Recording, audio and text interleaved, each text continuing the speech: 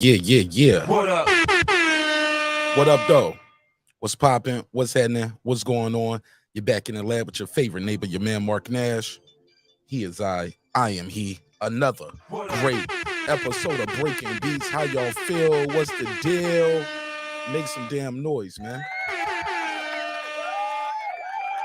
This gonna be a good one, man. This gonna be a damn good one, man. This gonna be a damn good one. I'm excited about this show. Excited about this episode. And we're gonna have a good time, man. We got some good topics on the docket this evening. We're gonna get into this. Y'all know I got to do a breakdown of that Errol Spence infamous interview that he did with his lady on her channel. Very interesting interview, to say the least. Even interesting in the name of her channel. We'll talk about it. Got to put a case on it. All right. Yeah, some of y'all ain't gonna like it. I know some of y'all gonna unsubscribe on this episode, but it's all cool. Y'all gonna resubscribe later. That's what y'all always do. Y'all love me today, hate me tomorrow, and it's all good. It's all good. But we're gonna have a good time. We're gonna have a good time. Again, these are my opinions, what I think, my breakdown of the interview. I'm sure you can go somewhere else. What's up, Cuter God? I'm sure you could go somewhere else and somebody else got their version of the interview and what they think it means and how they feel about it. Yeah, you get your entertainment over there too. It's dope. I ain't mad at you. But I got to tell you what I think, what I feel about this interview. I got the timestamps ready. And I'm gonna be nice at certain points. And then sometimes I'm just gonna be raw, uncut, and it's gonna be unforgivable. And that's okay. But that's why I'm here, to give you my opinion. Shout out to my brother Clips. All right. So with that said, man, let me run this new intro. We used to say I hate my job. Now we say we're going overtime. Let's get it. I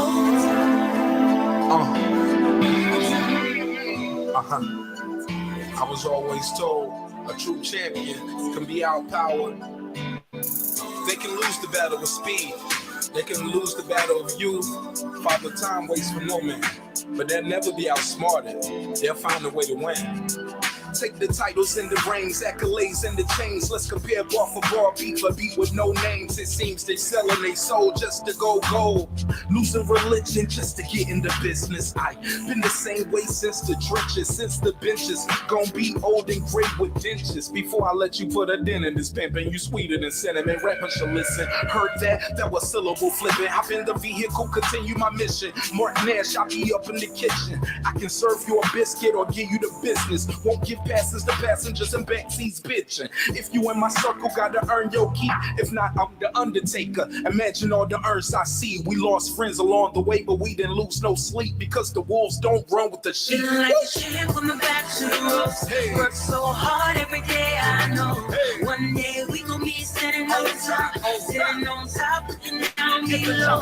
See, we made it. We made it. We working, yeah, that's for Never certain. satisfied, every day we gotta grow. We gotta grow. We got so far we can go. You know. So we work overtime, Work. all the time, Push. overtime, Work. all the time, Push. overtime, Work. all the time, Push. overtime. Work. Been through the ups and downs, took a lot of hits. Trial and error, I tried it all but never quit. Heard them say you can reap what you sow, so I bet on myself even when the odds are low. Sometimes I admit myself, I get bored, producing and mixing myself, still I record. A wise man said high risk, high reward. So I retort to what I do best, I do that. At your juggler like a brunette, who that? In jacuzzis with blondes, redheads and brunettes, serving back to back like a duplex. Haters get a suplex, then they crew next, I'm yelling who next? So much heart like I got two chests, so many death threats, I might need a few vests. One love, one God, got one gun with me. If you plan to take me out, I'ma take you with me. Feeling like a champ coming back to the ropes. Hey. Work so hard every day, I know. Hey. One day we gon' be sitting on top, sitting on top, looking down below. See, we made it. We made it. Yeah, we made it. working, yeah, that's for Never certain. satisfied, every day we gotta grow. We gotta grow. We got so far we can go. You know. So we work overtime, Work. all the time, Push. overtime, Work. all the time, Push. overtime, Work. all the time, Push. overtime. Work. I got a question for you. What is it gonna take for you to take that leap of faith and really go out and get your dreams and your goals and everything you have out there that's waiting for you? Look, you're on the right path because you're working right now and your competition sleep. Your competition's still out celebrating their last victory while you in the gym because you know the fairy tale's over. You're not gonna go out and buy a candy bar with a golden ticket in it and now you own Snickers, M&M, and Mars. It's not gonna happen, man. You gotta work and believe in yourself. Listen, you can't talk to people about $1 million deals, 6-figure deals, 5-figure deals, and you ain't even invested $100 into yourself. I believe we all are blessed with unique skills, talents, and gifts. I challenge each and every one of you to find yours. From the back to the ropes. Work so hard every day, I know. One day we gon' be standing on top, looking down below. Saying we made it, we made it. Never satisfied, every day we gotta grow. We gotta grow. We got so far we can go. You know. So we work overtime, Work. all the time, Push. overtime, Work. all the time, Push. overtime, Work. all the time, Push. overtime. Work.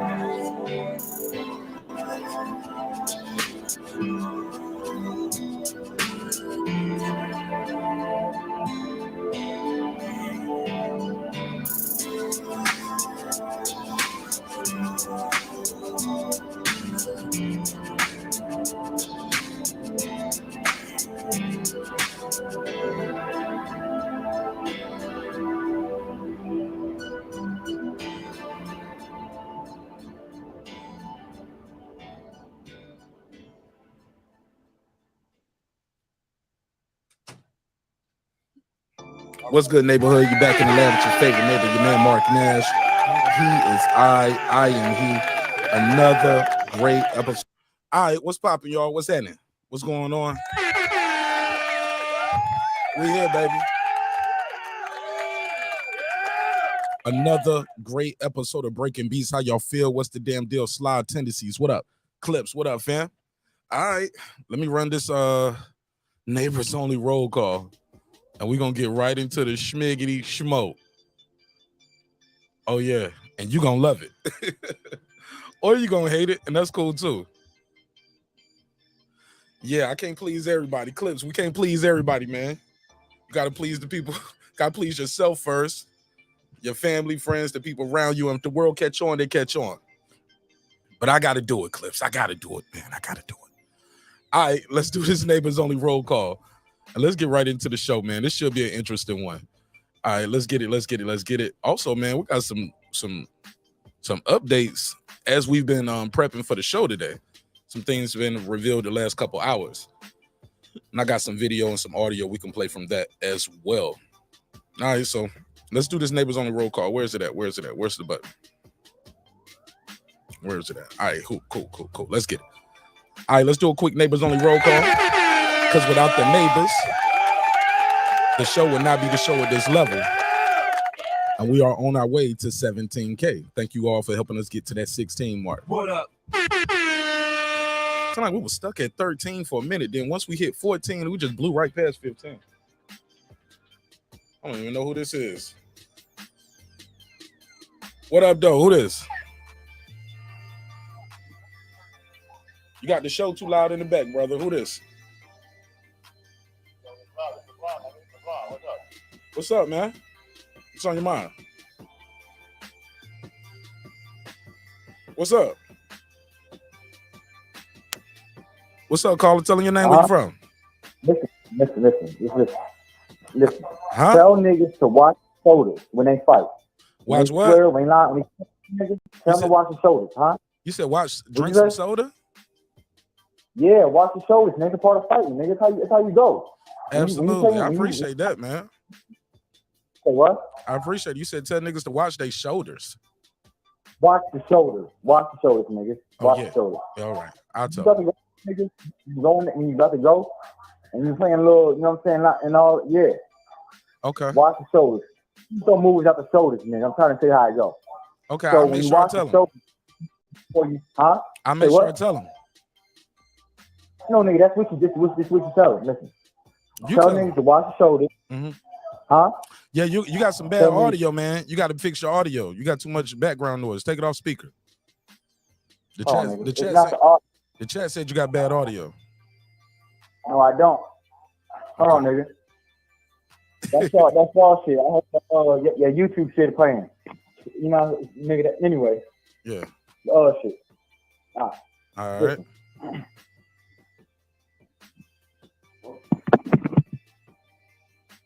Okay. Well, I appreciate you calling in. We're gonna try to work with the audio. Hold on, I can't hold on. I'm live. I can't hold on. I'm live on air, bro. I'm hosting. I can't hold on. Yeah, listen. Okay. I tried. It's always funny when I'm live and people telling me to hold on. I'm like, no, I can't hold on. I got to keep going. All right, let's get into it, man. Let me do this quick neighbors only roll call and start this damn show off. All right, shout out to the neighbors, because without the neighbors, the show wouldn't be the show at this level. What up? Kansas City Mac, what up, though? What up? On the mic with Terrence Bailey Sr., what up? What up? Karma Serene with the Serene Saturdays. What up? Ace Retro. What up? That guy Clips 330. What up, gangsta? Nick Rich. What up? Aaron Parker. What up? Big Hova 09. What up? Ben Adams. What up? Titus. What up? Taylor Bell. What up? Cooking with the champ. What up? Pardon me. Stephen Bateman. What up? All the way in Australia. Mama, we made it. What up? Mr. T. What up, though? What up? Andre Jones. What up? Wanda Villa. What up? A.K.A. Epoxy Magic. What up? Transcendent Sports Channel. My Filipino brother from another. All the way in Canada. What up? Fistiana Fights. She just might. What up, gangsta? Jacob Sims. What up? Lady Shan Dundum season, my UK girl, all the way in London town. What up? Haplo. What up? MFB, that's Mike from Boston. What up? C. Jones 0224. What up? Patricia Shelton. What up? Miss Queen Sunkissed. What up? Rockman. What up? Beyond the Ring with Nonito and Rachel Donaire. What up, gangsta? That's 9-time champion Nonito. On the way to 10. On the way to the Hall of Fame. What up? True Media Today, USA Boxing. That's Coach Malachi Williams. What up? Pudo. What up? Food Revolution. What up? That's Foodie with the Beauty. What up, gangsta? KP from KC5. What up? Matt Wade, aka Papa Daddy, got a dope single out. Y'all check him out. What up, gangsta? Ill Status Boxing. What up? Tank the Sweet Science Examiner. My brother, what up, though? What up, gangsta? Beyond Above Media, what up, though? What up? Pittsburgh T, aka that's not true. What up, gangsta? Yeah, he gonna flame me up tonight too. He gonna be mad. He probably get mad. Him, Karma. Who else up here? Brandon Washington. Yeah, they might not like this one. Derek Lincoln, he ain't gonna like it either. What up? SF City Slicker. What up? I know boxing. He damn sure ain't gonna like it. What up? It's Mex. What up? Rider of the Storm. What up? Here to there. What up? Matty Yoel. What up? Cliff Bailey. What up? Con Shawnery. What up? Lisa Bell, she never fails. What up, gangsta? H.O.D.Z. What up? Cooking with Sir Senior. What up? Brandon Washington. What up? D. Bevel the champ. What up? And of course, the big fish himself, my good brother, Derek Lincoln. What up, gangsta? Yeah. I gotta do it, man. I gotta do it. Got a quick question for y'all in the chat. Had to drink some water, man. Thirsty. All right. Quick question for y'all in the Chizat. Gotta ask y'all this. It's a thing going around online. I saw this. Wanted to know what you guys thought. I'm gonna blow through these first topic pretty easy. I just wanted to see what y'all say. It's just a little conversation starter. Saw this thing going around that said if they fought 5 years earlier, than they fought, who would win? Would it be Floyd Mayweather, Manny Pacquiao? Saw this going around and I was like, should I bring this to the neighborhood? Put a case on it. Something I put on the topic docket, but not what I want to talk about for my main topic. But I figured I'd add that as a little appetizer, see what y'all was thinking and how y'all felt about that. Me, personally, I'm gonna just keep it a buck with y'all. I ain't even gonna hold you. I don't think it's a version of Pacquiao that can be Floyd Mayweather. I'm sorry. Put a case on it. I'm sorry. Yeah. I'm sorry. I just think the kid is just a cut above.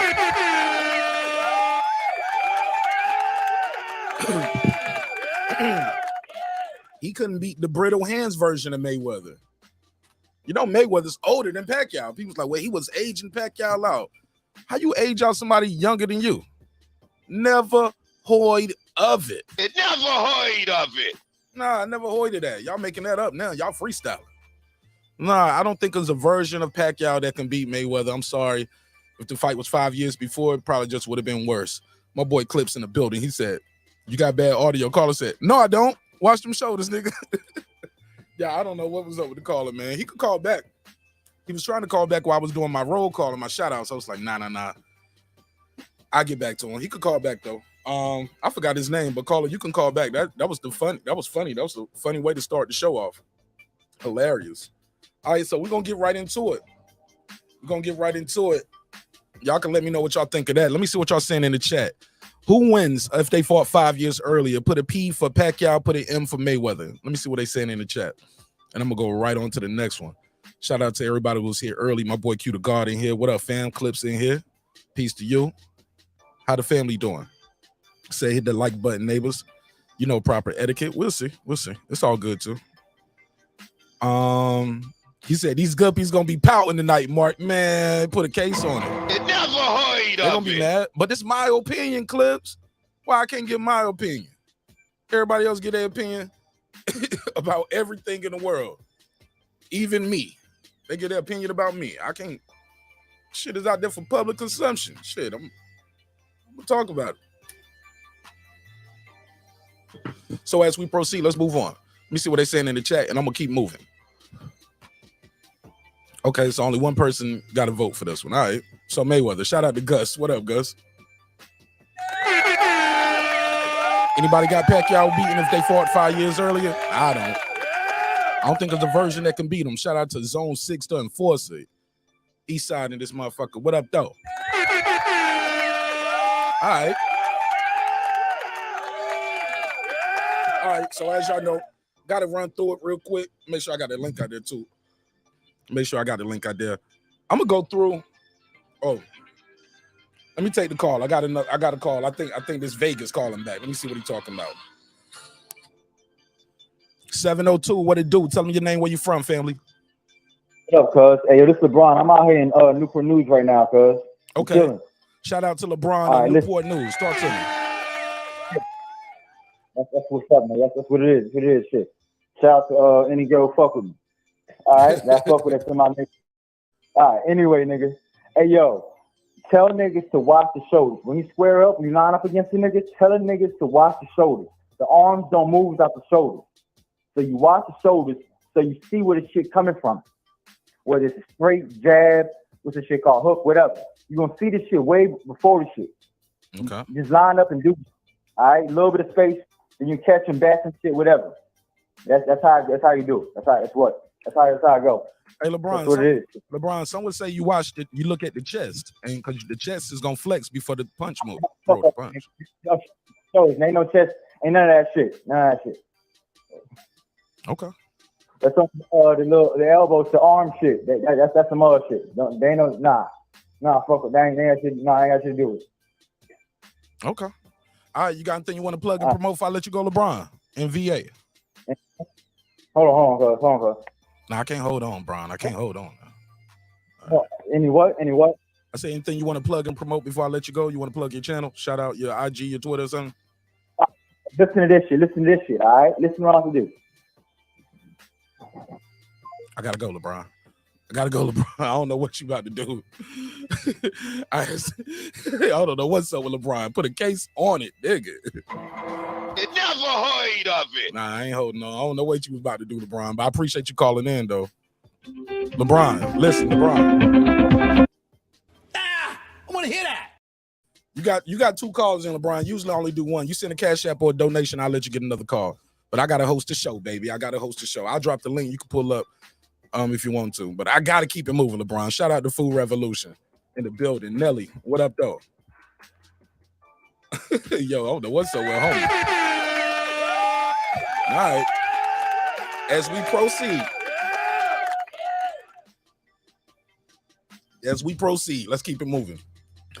All right. I'm on to the next one. LeBron, I appreciate you, but that was your one and done, brother. You can send a donation. You can get another call. Let me keep it moving. You can't smoke weed. Period. especially if you lacing him with rocks, nigga. I don't know what he on. No. All right, let's keep it moving. Shout out to my sister Nick Rich in the building, Lisa Bells as well. I'm going on to the next one, y'all. I'm on to the next one. I know what y'all came for. I know what y'all came for. I'm gonna give it to you. Got to cook the bird up slow though. We got to cook the bird slow. Let me see. On to the next one. All right. So as y'all know, Saul Canelo Alvarez had a major fight go down this weekend. Did y'all like it? Did y'all see it? Did y'all support the fight? Did you buy the fight? Well, people are saying Canelo fell off. How, nigga? My last fight was for Undisputed. All right. Put 55,000 asses in the arena. They said he fell off, though. As you know, after I go through the first topic, I'll drop the link. I did open it up to the panel. We can have a group discussion as we keep it moving. We do not have to agree. I do not believe in speaking into an echo chamber. You got your opinion. I got my opinion. And you do not have to agree with the host. As long as we keep it somewhat respectful, we can come back and do the shit again every night. Well, at least 3 times a week. I got my guy Pop a lot of shit. James in this bit. What up, James? Talk to me. How you feel, my brother? What's going on, bro? What's smoking with you? Oh man, you know I'm smoking good. I'm glad I hit the button perfectly. If Canelo fell off, some of these guys' favorite fighters fell off. Woo! Shots fired. That's fire. Hey man, 75,000 in Texas. Hey, 50,000 in the soccer stadium over there in Guadalajara. and he put it like that's a $1 million ring walk. Speak on it. I ain't never heard of that. That's a $1 million ring walk. He had a concert on the way to the ring. Oh yeah, man. They showed a damn documentary before he came out. They showed they showed a YouTube video, an interview. I saw him as a kid growing up. I was like, yo, Canelo pulled some real, like, let's just be real. If people was talking about the old head that fell off and the new kid was coming on, Canelo pulled some real G shit. He went home. He packed out the house. No promotion. Fought in front of his grandmama. I mean, come on, man. And like we talking about, is Canelo done or he should retire? Like, should Jamal Charlo retire? Put a case on it. He ain't fought in 2 years. Should Errol Spence retire? He fights every 16 months. I'm listening.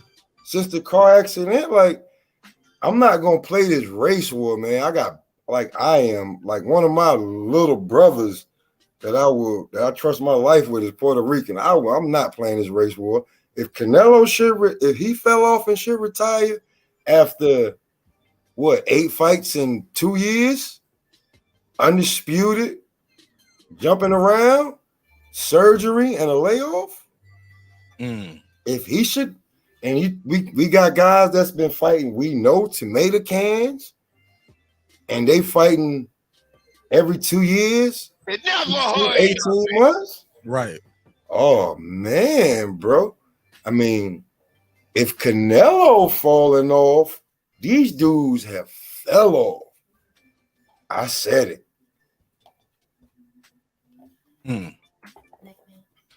Hey, look, I couldn't agree more. Now, what I do remember is this. A lot of people forget this. After his last fight with Triple G, he said, I need to get some surgery. I need to rest my body. I need to take a break. I remember that. And they was like, so are you going to come back in May? He said, I need rest. I need rest. He was trying to, I don't know if a lot of people remember this, but he was trying to come back in September. He didn't even want to fight in May. You know what I'm saying? And Eddie was like, we'll see what's going to happen. But Eddie knew what he wanted to do. And he got it done. The kid wanted to fight at home. And he got that fight at home. KQKC, what up? I think they might even gas him too. Like, you see what Tank doing? He gonna take your spot. And he kind of feel with the ego, like when like I just said this, when Canelo looks back, because he's at the top. When he looks back and he see who could probably, dethrone him, It ain't nobody but Tank. You think? Ain't nobody but Tank. Canelo's only listen. Here go another thing. If Canelo washed up and should retire, he's only 32. Who else is 32? Is some of your favorite fighters 32 years old? But James, this is why I gotta give you a little. I beg to differ a little bit right there. Canelo's older 32, man. He got what? The kid got what? 60 fights? How many fights Canelo got? Man, Canelo pushing 70 fights. Come on, bro. That's now. I tried to say that. Now I said that. I was like, yo, Canelo's a different 32. He's older. He got 70 fights. You know, guys try to throw in those 30 fights that he had at in Mexico or however many he had in Mexico. But I'm like, you still get in the ring, you still fighting, you still, putting wear and tear on your body. Hell yeah. But Canelo ain't injured his back. Canelo don't got marital issues. Canelo ain't fell out of a car. Canelo ain't been hit by a car. Canelo ain't had no retina injury. So if some of these guys have had these PTSD trauma type of we getting there. We about to get there. If they had them, then slow down, James. You're gonna make them mad a little bit. We ain't even I'm just saying, man. If we listen, Canelo had boxing on his back for a while, bro. Like, if we gonna talk about Canelo washed up and let's be real, Canelo had a foot in a bucket fight, his first fight back against a guy who ain't been knocked out in 8 years. He had a foot in a bucket fight. Everybody talking about the ring was small. He had a foot in the bucket fight. Old school Mexico out there in the desert, California type thing. You know what I'm saying? Like, I'm just being real, man. He had a coming back off shoulder surgery, old school bucket fight. 12 mil off the rip. Yeah. Come on, man.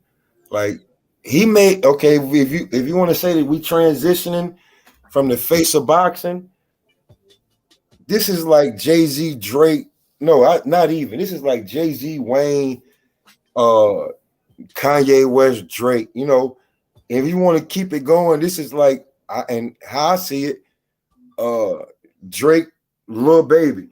The game changes. It's competition. It's all good. But Tank has to show and prove this next fight. He has to have a dance partner if he gonna say the face of boxing, or else Canelo gonna be, sitting in the back snickering. I'm being real. You can't go from 1 point. You can't go from 1 point to back to $250,000. You can't do it. You can't do it. Pay-per-view buys. You can't do it.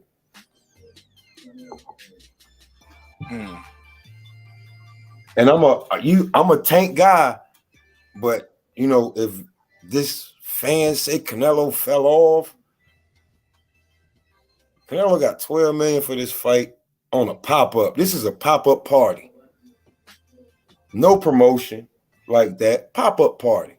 This is a pop-up party. Like, Canelo was like, yo, I'm throwing a party.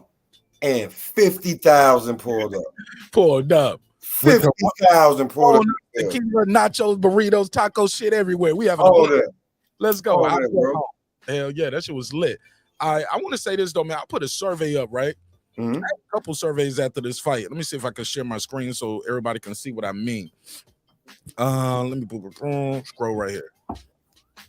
I asked people this. Here we go. Let me share the screen. Interesting list right here. Here we go. 139 votes on this survey. All right. So here we go. Let me share it right here. Is Ryder tougher than what we thought, or is Canelo slipping?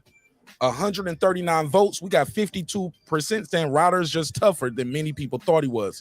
48% though said Canelo fell off. What say you guys? Is Ryder tougher than people thought, or is Canelo slipping? What say you? He tougher than what people thought. The same way Isaac Cruz was tougher than what people thought. I'm listening. Go ahead. I mean, we can underestimate guys and guys getting their shots and you know, Ryder was just like, yo, man, nah, I'm not going down like that. You know, if Caleb Plant can make 11 rounds, I definitely can go to fight with you if you don't knock me out. Maybe that's what he was thinking. I mean, this is a dangerous sport, man, and you get paid on performance. Like, maybe John Ryder knew he was gonna lose that fight and was like, but I'm gonna prove like I'm not no easy win, and you know, I may beat some of you other guys. He just what I mean, he got knocked down twice. They called one a slippage, and he went 12 with a busted nose, bleeding out his mouth, ribs on red. If he was playing a video game, like he was fucked up, and he still went through. He was throwing his hands up. Come on, Canelo, hitting him with uppercuts because it was a put your foot in a bucket fight. We found out some things that night about John Ryder and Canelo. All right. So do you want to see a Canelo Bivol rematch based off what you saw on Saturday? At 168? I took a vote. It was 124 votes. And here are the options. Some people, it was yes, straight up no. Then it started getting a little tricky. Only if they fight at 175. Then I saw people said, nah, only if they fight at 168. Then I threw this in. I only want to see Spence versus Crawford. 19%. 19%. Now, if the only way I would want to see Canelo Bivol is for Bivol, because like when we talking about being true boxing fans now, Bivol's going for greatness. He could go 168 versus Canelo, the cash cow. We say phasing out face of boxing. But he's still the cash cow. You could beat him twice, the second time for undisputed at 168.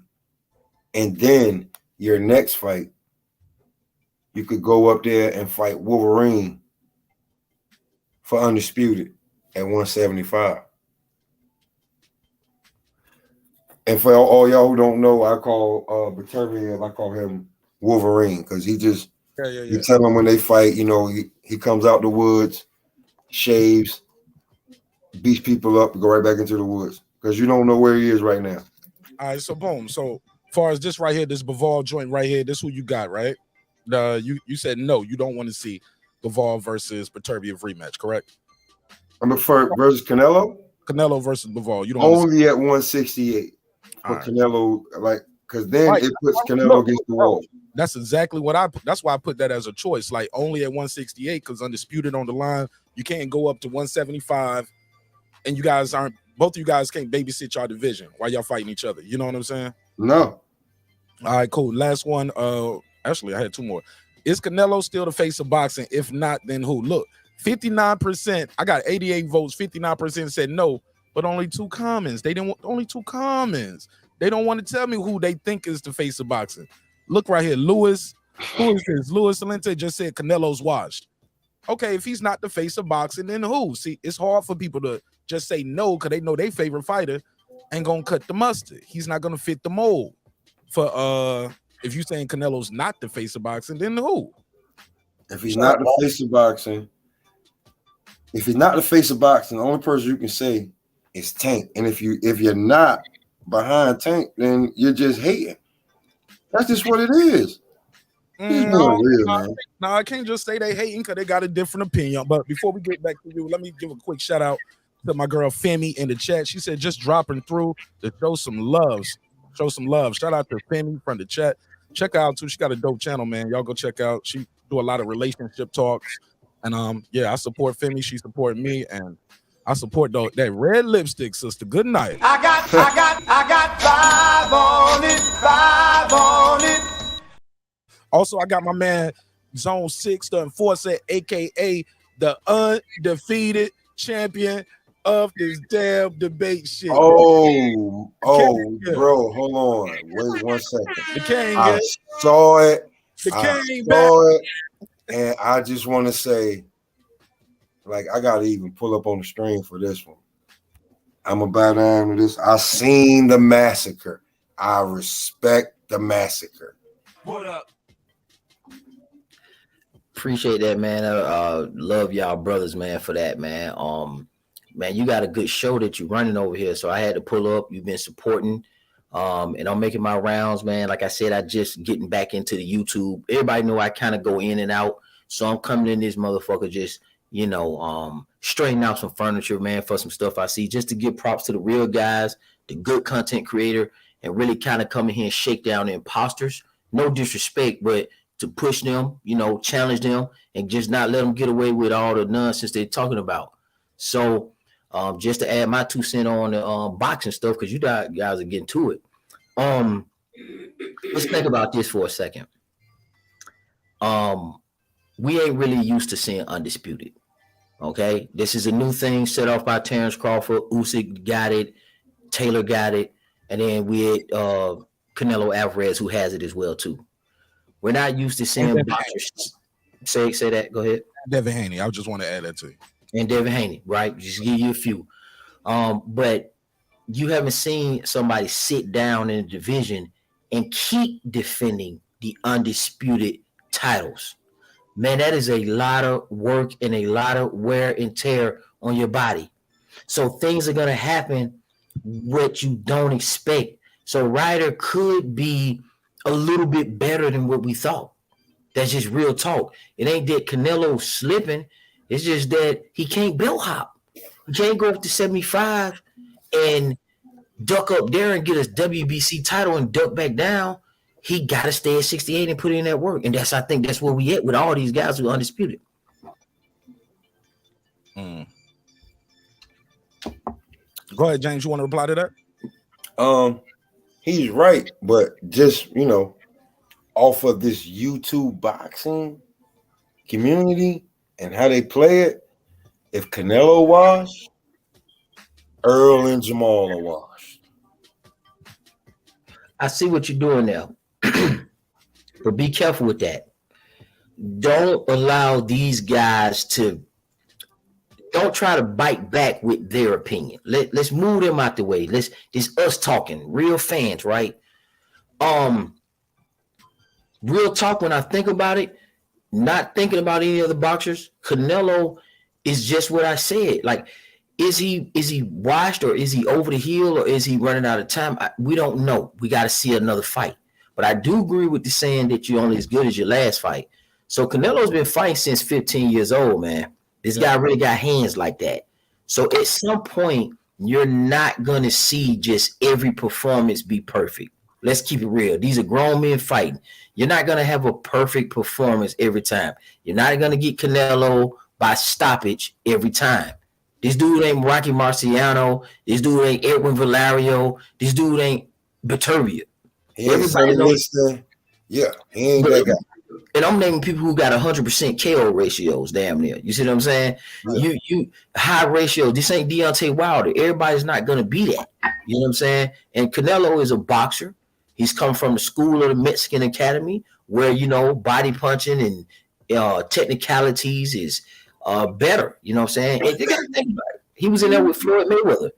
Floyd Mayweather taught him some lessons and taught him how to box. So he do refer on some of his boxing skills as well too. I think the guy, it was 16, 20-foot ring, foot in a bucket fight, coming back off of shoulder surgery, 8 fights in 2 years, undisputed twice, went up in weight, got some pound for pound shit. And then he's gonna come back and fight a guy who ain't been knocked out in 8 years. How's he wash? Okay, good question. So that brings it back to one of the questions I had in the survey on the community tab on my wall right here. What did you guys think of the fight? Is Canelo? You guys already answered that. The face of boxing, based off what you saw. Benavidez beat that version of Canelo. Can Morrell beat that version? Can Andre or Bivol beat that version of Canelo that you saw? Zone 6, you go first. All right, so definitely Bivol. I don't care what version of Canelo you pick. I got Bivol beating him at 68 and 75. When it comes to Morrell, I don't think Morrell has enough experience. So I'm not going to disrespect the game of boxing. This is one of them things where Morrell will have to show me and turn me into a believer. I don't have faith in a guy with under 20 fights to suggest that he's going to beat Canelo. I can't go with that. Wishful thinking, but I'll have to see it to believe it. Now, Benavidez, however, is a different story. I think Benavidez gives this version of Canelo a problem and maybe even a potential stoppage, especially if Benavidez is able to connect and bust him in the eye and do some damage that Ryder was able to do it. Andrade and Maul, I'm not sure about Andrade and Maul because I don't want to talk about Andrade because here's the simple fact. This could have been Andrade. We only got here because Andrade did not show up. He was supposed to fight Zach Parker, remember? And then he pulled out of the fight with some kind of bogus injury, something that Andrade always pulls off. If he had won that fight against Zach Parker, then he would have been in this position as opposed to Ryder. Ryder stepped in and took the fight after he beat Dane Jacobs. So that's how we got here. So no for Andrade. Andrade's not going to do it. And Maul is still at 160. I didn't even have him as an option, big dog. I didn't even put Maul as a choice. So I thought you said Maul. My bad. I'm sorry. Morrell, David Morrell, Andrade, Bivol, and Benavidez were the options. Okay, well, yeah, those are all of. Let me see, because Maul, I'd say Maul because people be throwing him in there too. You said Andrade, Benavidez. Yeah, Andrade definitely not. Bivol, yes, any version. And Morrell, no. Benavidez, yes. And yeah, that's it. See, here we go with a crazy stat that Benavidez has more percentage than a guy that actually beat him. Like, I don't know what Benavidez is going to do in the ring when he throws something and Canelo slips it and catches him. I don't know. But I do know what Bivol going to do to his ass. I do know. I'm just tell you right now, I saved my Cuban brother $1,000. I said, don't you put Canelo in that goddamn fight. He going to get whooped. He said, but it's Canelo. I said, bro, don't you pick, like, listen, you trust me? I'm like, I'm just being for real. He's fighting a bigger guy who can actually fight. This ain't about, names and who it is. Like, listen, you don't know who Bivol is. I do. He can fight. He's bigger. He's going to beat him up. He beat him up. That's just like guys like I'm on Long Island. I love Joe Smith, but when Never heard of it. I get it. But when they said Joe Smith was fighting Baturviev, I told my same guy, I said, don't you bet on Joe Smith. I never heard nobody say I love Joe Smith though. I love him, bro. He's a blue like. If Joe Smith was black, he'd be different, bro. He's like, I don't give a fuck. I'm the champ. I don't train like that. I make sure I put my roofs together. I put these houses together. I train 4 weeks out the damn training camp, then I go in and I fight. I'm not Bernard Hopkins out the damn ring. Right. You know what I'm saying? He's not Bernard Hopkins out the ring hammering nails in on a roof. That was his training. Like, if he actually put it together, it may be different. You feel what I'm saying?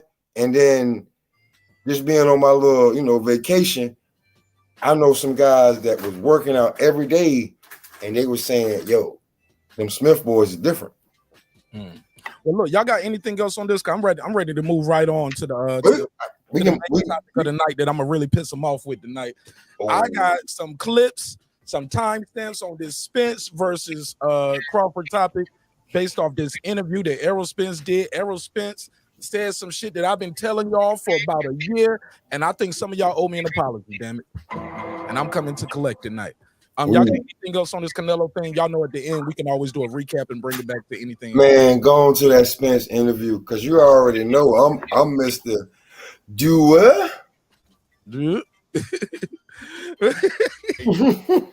Where to drop it? Hold on, where to drop it?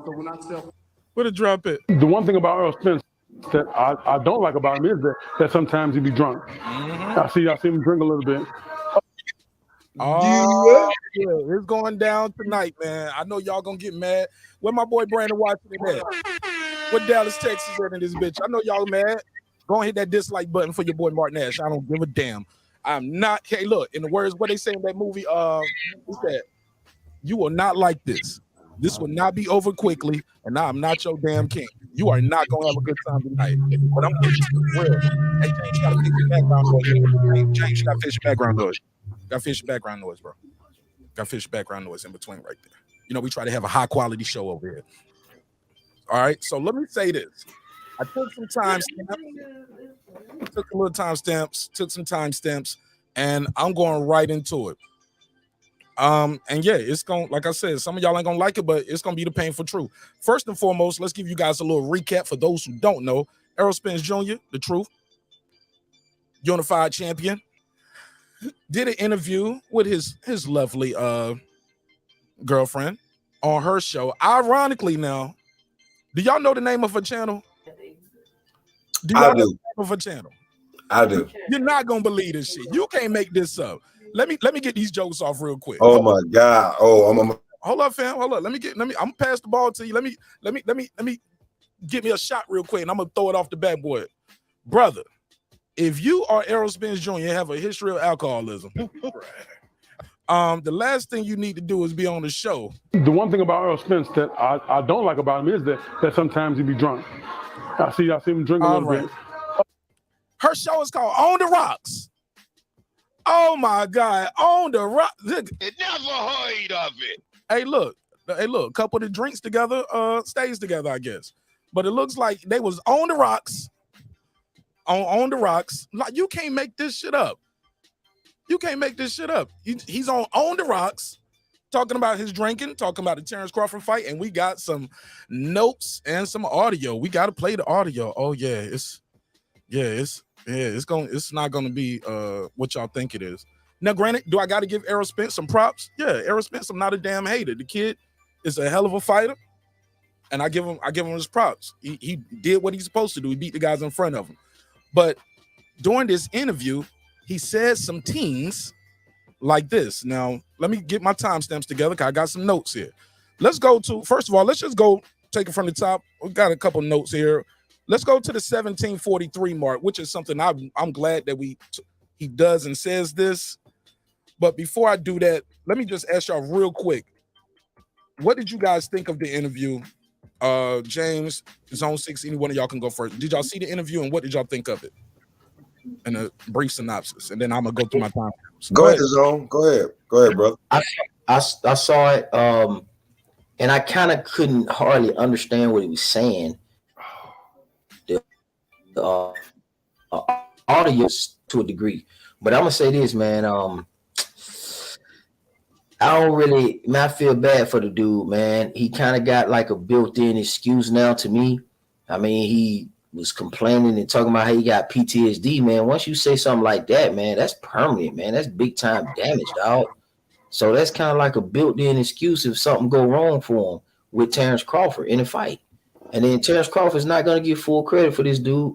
I'm telling you, man, because everybody's going to be mad to eat crow, and they're going to try to swindle up out of it, and they're going to use that as an excuse. Don't spoil it. Don't spoil too much of it. I got that time stamped already. But that's your biggest takeaways, right? Say what? That you said that was one of your biggest takeaways, like Okay. I feel bad for him. The PTSD is not a good thing. Yeah, not a good thing. Damn, you're gonna make me feel bad for him right there too. Damn, I don't want to feel bad for him right now though. Let me get these jokes off first. Get him. Yeah, probably like shit, James. Right, because if this was Terence Crawford, y'all niggas would have lost y'all mind. Yeah, niggas would have got him. Man, y'all would have lost y'all mind when the damn Yellow Beezy picture came out. Oh, y'all don't remember? I kept the files. nigga. Stop playing with me. The one thing about Errol Spence that I don't like about him is that sometimes he be drunk. I see him drink a little bit. Oh yeah. All right, so look, last we proceed, like I said, man, I'm keeping this shit raw, uncut, Papa Shit James. Real quick, give me your take on the interview and what you thought of it without, don't give me too much of it. Pause. Just give me a little bit of your biggest takeaways from the interview, and I'm gonna play some of these clips and we're gonna react to it because I got them timestamped. We kept the files. First of all, I'm gonna say it to all you Errol sexuals. How did that feel for him to just give that to her after all he was doing? How did that feel? Oh God! He gave the exclusive. He won't even say good looking in your chats for all the jock strap washing that you did for him, and but he just gave that to her and said that y'all guys is crazy. That was one. Number two,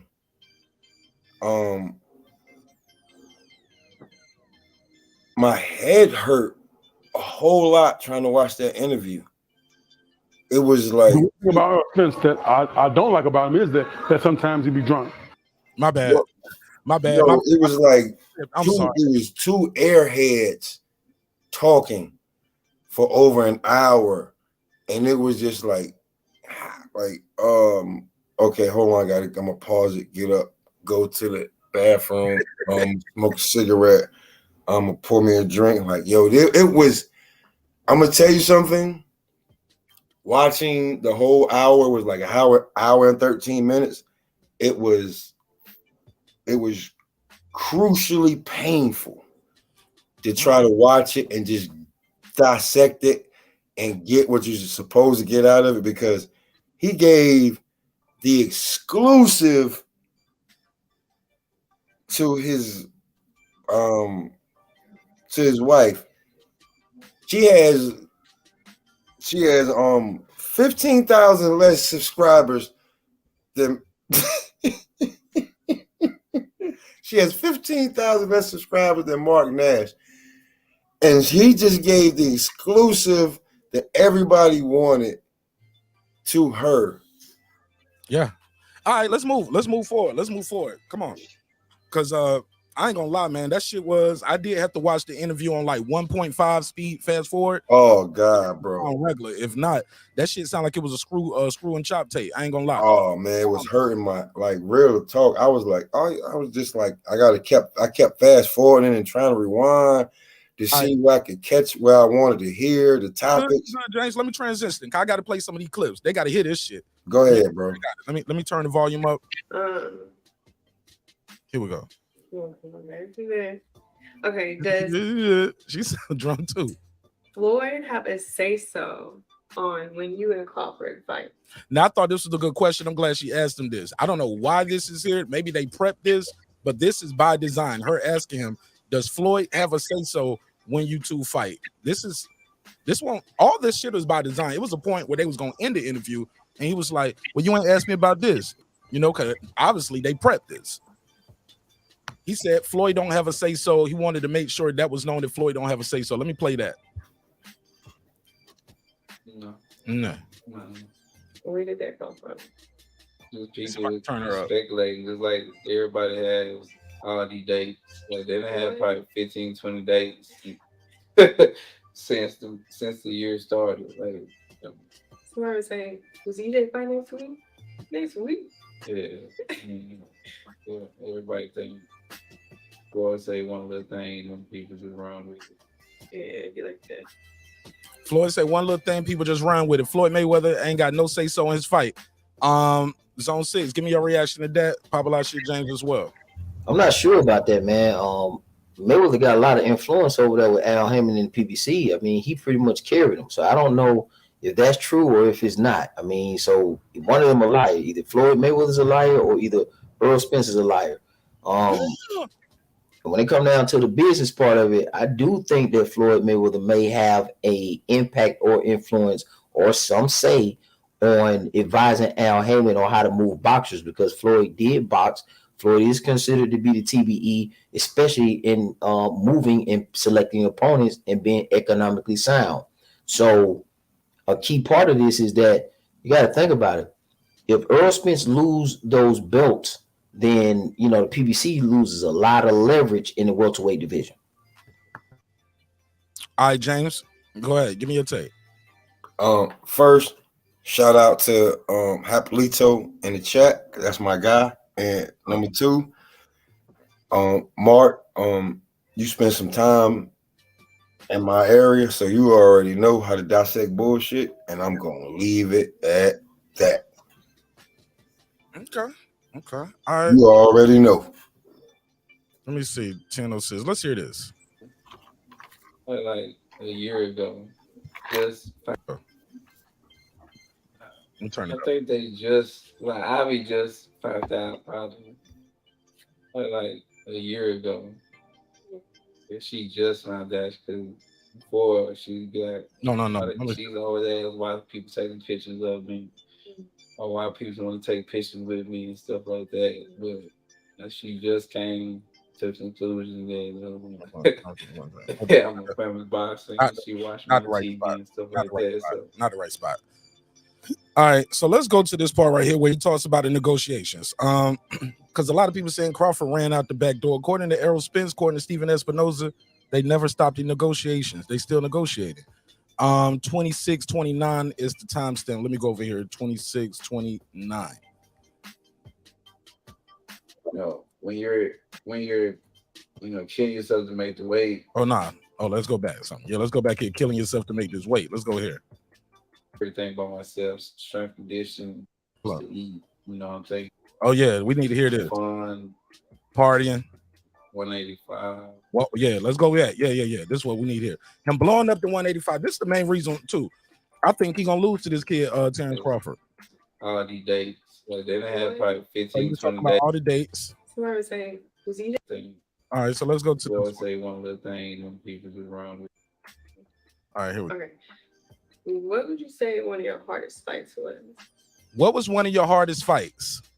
His hardest fight was driving that damn Ferrari. Fuck it. I'm just saying. All right, put a case on it. Hardest fight was driving the damn car. But go ahead. Let's hear what he got to say. Come on, bro. It's not stuff.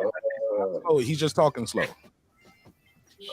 I feel like the training camps be harder than the fight. Nah, you got to fight. Which one was your hardest fight? The training camps. That's a fight. So which training camp thing? Was there specific? No fights before the fight. Because usually, like, I know before, like, I used to get up to like 185. What?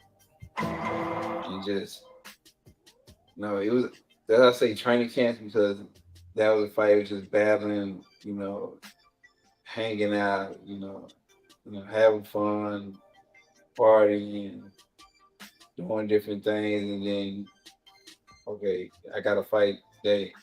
I got 8 weeks to train. Now I gotta lose 30, 40 pounds. And you were so moody when you were in camp. Super moody. I'm not losing weight the right way. I'm wearing sauna suits. I'm not eating how I'm supposed to eat. I'm doing it the old school way, thinking I'm gonna starve myself and not drink water to make the weight. So but you're not doing that anymore. I'm not doing that anymore. I ain't got nutritionists and stuff, which I should have done back then. But you can't undo that wear and tear to your body, and that's why I'm at with it. You can't undo that wear and tear. Zone 6, all the party and the club and the. Real quick. Are we still throwing cheap shots? Oh man, my shots are expensive. Go ahead. Where's Blu-ray? Who? Never heard of it. Where's Blu-ray? The one who trained for 11 straight fights, 11 straight knockouts. I ain't got no beef with Blu-ray. I ain't got no problem with him. But yeah, I don't know nothing about that, and I don't know what happened with their relationship. I do want to, bro. If you had 11 straight fights with 11 straight knockouts with the same nutritionist, and you just heard this guy. Now, I watched the whole interview. Now, trust when I tell you, if I'm gonna break shit down on this interview, and it hurt my head to the core. I caught a headache. I might have even got maybe 5-6 gray hairs watching that goddamn interview.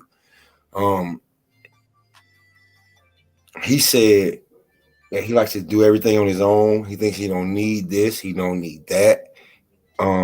He has a big ego. He probably thought he could do better than what he was doing with probably the guy that was giving him probably the best nutritionist, the best nutritional supplements for his body, and to give him, make him the strongest possible to be man down. Because I don't know, a lot of people don't want to remember when they asked him about, you know, when because of how his body looked, and he was like, Blu-ray was making him do push-ups, and he had to do sparring that week. Yeah. So what's your take on this right here? He said, yo, I used to blow up in weight. Zone 6, talk to me. The man said I was still partying after the car accident, coming down in weight, having to drop 30, 40 pounds in the training camp. Somebody bleeding back into the thing. James, mute your mic while you're talking, because it's bleeding back in. There you go. Go ahead, Zone 6, talk to me. Well, I mean, you know, that's going to have an effect on the fight, man. I mean, you can't be beat undisciplined, right? I mean, that's common sense, man. You're a world-class athlete. It doesn't matter if it's boxing or not. Man, you can't be drinking and living a nasty lifestyle. That's going to pay dividends on your body. It's going to be taxing.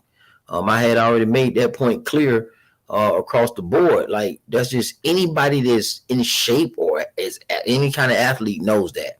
And if you think it's not going to take a toll on him in a fight against Terence Crawford, who's always in shape, then you're mistaken, dog. So, yeah, I think it's just a bad thing, a lack of discipline. And I think Errol Spence is an undisciplined fighter. And the car wreck didn't change anything. I think it just woke him up for a fight or two. But he's still sliding back into his old ways. And I think it's just, like I told you, bro, it's going to be a built-in excuse if things don't go according to plan for Errol Spence Jr.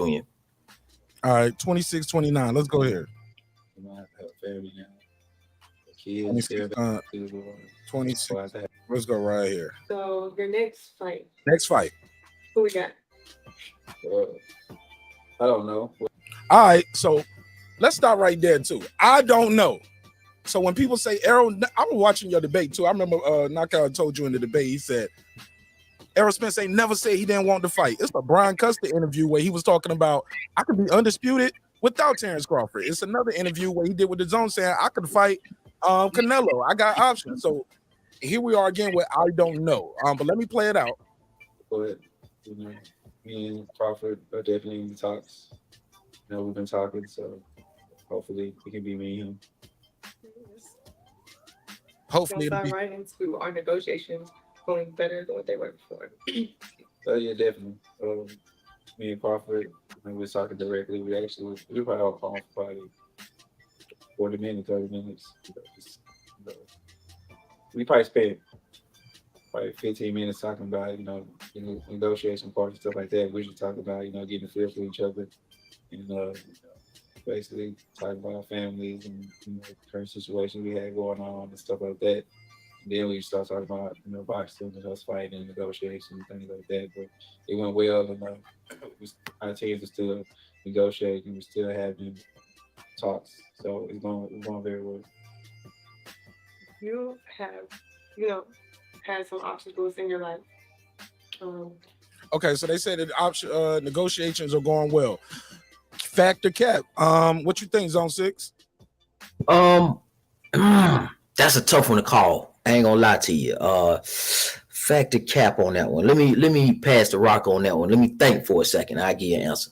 Take your time. Pop a lot of shit, James. Talk about it. Negotiations are going well. They talk for about 30, 40 minutes. What you think? We want to go on, what they say about Errol Spence. He's the truth. Whatever he says, he really means. I just seen a interview on another platform with somebody else, and he looked way more talkative than he did on this interview. So, yeah, I kind of feel like, it's gonna go down. I just, when it comes to that, if Real boxing savants know.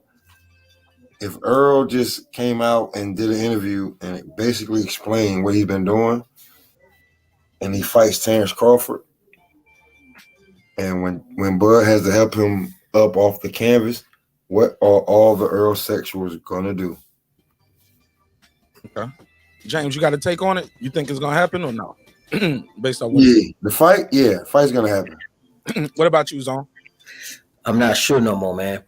I'm gonna be honest with you, man, because for me, Terence Crawford hadn't, to me, had any problems making fights in 2 different weight classes. And he ultimately ended up becoming undisputed in one of those weight classes. He gets to 147, and now all of a sudden he's having problems making fights with PBC fighters who always have problems fighting each other, right? Remember the time when the PBC had the broadcast up and they were showing all the champions in the divisions on Fox, and they would exclude Terence Crawford's WBO reign? They would literally put up Danny Garcia, Keith Thurman, Errol Spence Jr. as champions, and they would exclude Terence Crawford on the PBC telecast. So, man, I'm not sure, because it's a lot of risk.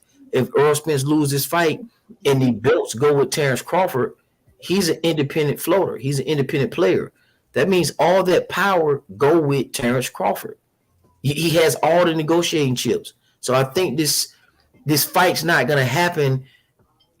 I don't think the fight's going to happen, man, because I also don't trust Errol Spence to make it to the fight without having some kind of issue.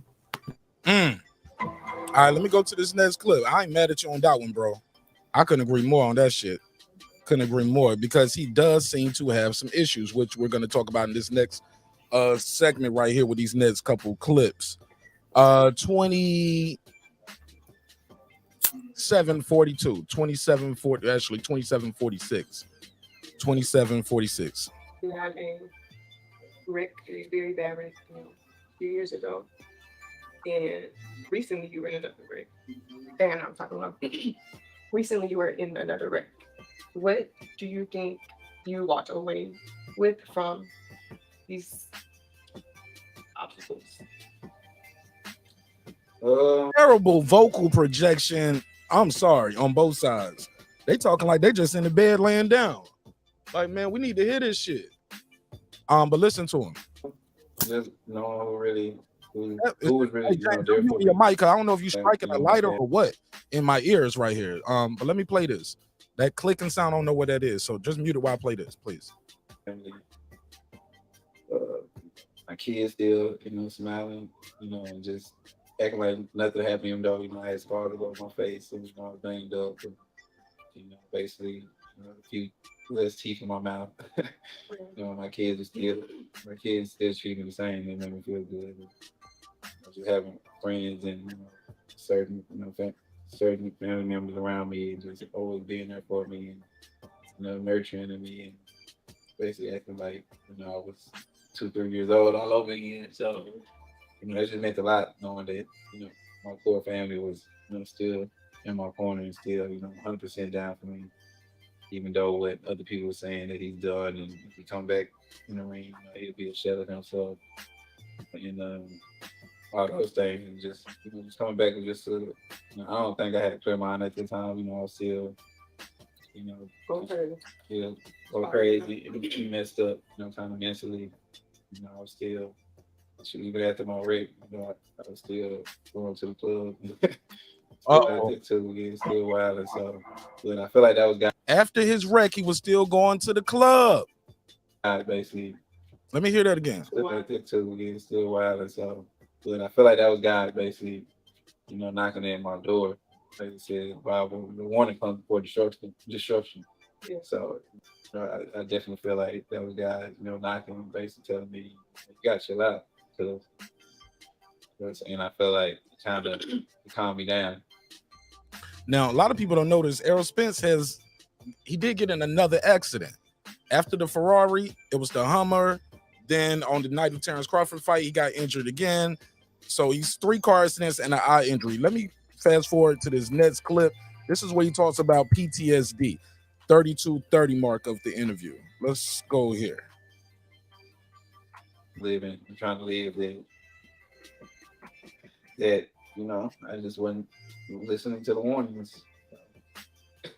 Here we go. Do you think that you have any like PTSD in the ring? Yeah, I do. I definitely got PTSD.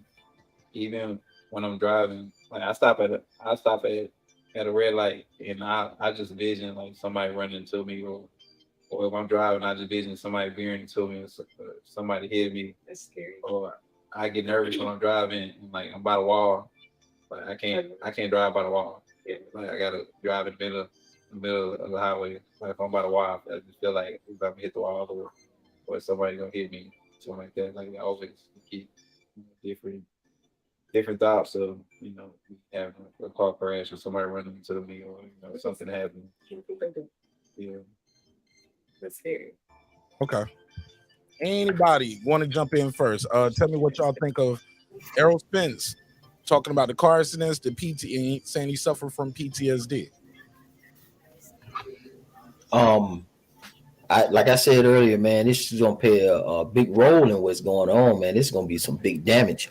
Errol Spence is just not in a good space. I'm gonna tell you what's gonna end up happening. This is gonna be a built-in excuse. We're gonna have to keep going back to that. This guy's suffering from a major issue. PTSD is serious, man. And Terence Crawford get to hit him in his mouth and knocking his mouth guard out, and he talking about confidence and, you know, Ugas did this and did that. What you think Terence Crawford gonna do, man? Terence Crawford is a stone cold killer, stone cold fighter. He's been that way since 35. You know, Errol Spence is the one who's saying he want to take the road less traveled, the easy road, his side of the street, go get a belt, and making up all the reasons why he don't want to fight. He don't want to fight Keith Thurman because he mad at Keith Thurman because he did him a certain way. Just petty shit. So I can't put no confidence into this guy. I don't think the fight is going to happen. I think what's going to probably end up happening is some kind of medical issue is going to be discovered with this guy, or he going to get himself hurt again, and we ain't going to get the fight between he and Crawford, man. I don't think we're going to get it. Go ahead, Pop. What you think of the PTSD? Unmute your mic, Pop. The PTSD. Yeah, the man said suffering from PTSD. He was still drinking after the first accident. Man, it's a when it's all said and done, and you start having if you have the Errol Spence documentary, it's gonna be a lot of shit that people are gonna.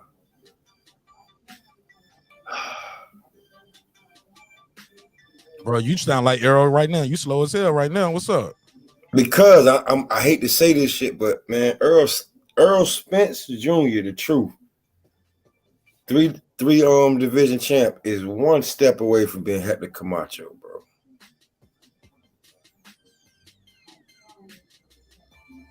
If people don't know, you need to look it up. He's one step away from completely just wasting his career. And I think it's pretty much over. If he gets to me, the guy, like a lot of clips that you're not playing is him saying his hips were hurting when he. I ain't got to it yet. Well, I didn't know if you was gonna get to it, but I'm skipping through it. I'm trying to get to it, but just with him saying that his hips are hurting, you can go back to saying after the accident, you know, stuff start hurting. Eye retina injury, bro. You basically fell out of a car at high speed, and then supposedly somebody wrecked your bulletproof car, and you gonna get in the ring with Terence Bud Crawford, pound for pound, #1 on basically everybody's list. Like, let's stop playing around, man. If Bud beats the shit out of him, is he really gonna get the credit? Yeah, we'll get to that. Let me play this next part. I'm gonna skip over the Ugas fight. Basically, in the Ugas fight, I don't know what y'all think of this. I'll play it though and see what y'all, or I could just actually I will play it.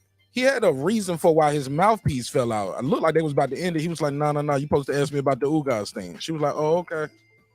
And during that part, he basically says I thought Ugas knocked out my partial plate. That's what I was looking for. I didn't. He basically like I wasn't hurt like that bad like people think. I was my partial plate. Let me take this call real quick. Jerry, the Terror Tasker in Baltimore. Talk to me. What's up, Mark? Talk to me. What's up, bro? What's up, panel? Imagine how good Errol Spence really could be. This guy's a straight up badass if you think about it, man, because he fights infrequently. He had an eye injury. He's had these car accidents, documented problems with alcohol. I mean, imagine what this guy would be if he was an active fighter and living the life of a fighter. I like Earl. I ain't never seen him in a bad fight. His fight with Kell Brook is a modern day classic. If you watch that fight, that was high level shit. That was a hell of a fight. I like Bud too, but both of them, their prime years are getting past them. They are. Bud Crawford can be everything that Earl's not, as far as like staying disciplined and stuff, but his prime years are going past him in inactivity. I mean, it's a damn shame. Well, between the two of them, I mean, it's obvious to say that, but I mean, it's getting ridiculous now, man. If they can't make the fight, they're going to have to move on and get in there and get back to fighting. As far as the PTSD from the car accident, I was in a bad car accident in '87, and I had the same thing. But I don't know how much that would directly affect Earl in the ring. In the ring, he probably feels comfortable like most fighters, you know. Most fighters are at most comfortable when they're in the ring, you know, especially after they get warmed up. The PTSD is something that affected me mostly when driving. It took me 4 or 5 years before, like he said, he was sitting at the light and he just, that's kind of how it affected me. I don't know if that would affect his fighting, but I mean, he fought you guys after the accident, so... but that's all I wanted to say, really. You good show, good panel, and you know, let's just hope these guys get to fighting somebody, man. All right, appreciate you, Jerry. Thanks for calling in, my brother. Okay, Mark. Thanks. All right. Let me go to this part right here now. Let me see this timestamp now. I don't know if this fact or cap, but let's hear it. You be outside with them chilling, just enjoying the range. So what the time? And I go running. No, 42:30. 42:30. You start talking about this mouthpiece falling out and his partial, and I thought Ugas had knocked out my partial, not my mouthpiece. That's why he was looking around like that. You can't make those kind of mistakes versus Terence Crawford. Let's hear. Yeah. Here we go. Okay, so back to Ugas. What happened with the mouthpiece? All right, what happened to the mouthpiece? Well, a lot of people don't know that my mouthpiece actually don't fit my mouth, because that's one of the insecurities I had because after my car accident, that's something I was going through even with Danny Garcia fight.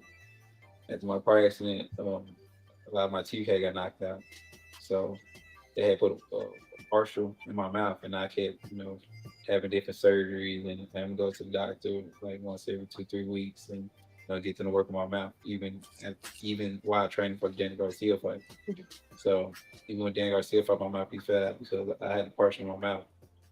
Well, I took the partial out of my mouth that fight. I took the partial out of my mouth that fight, and then but that happened. And then with the Ugas fight, I still didn't get a mouthpiece because I didn't want to go to the doctor and get a mouthpiece because it was just embarrassing.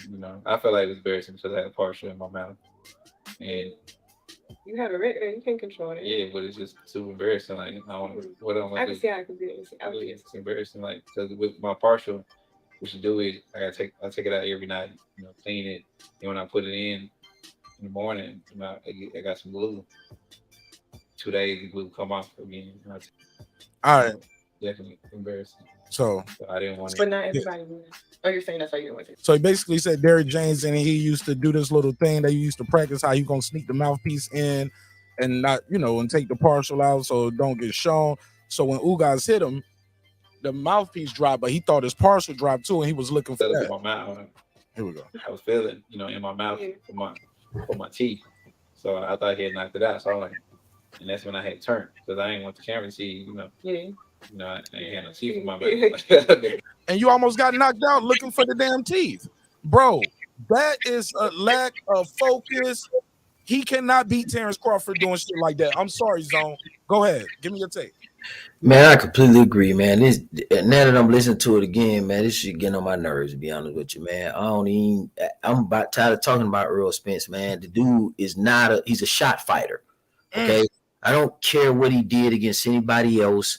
Mikey Garcia ain't nobody to be talking about. Danny Garcia, none of these guys are anything interesting, just across the board. I mean, I ain't even talking about, I'm talking about before the wreck, after the wreck.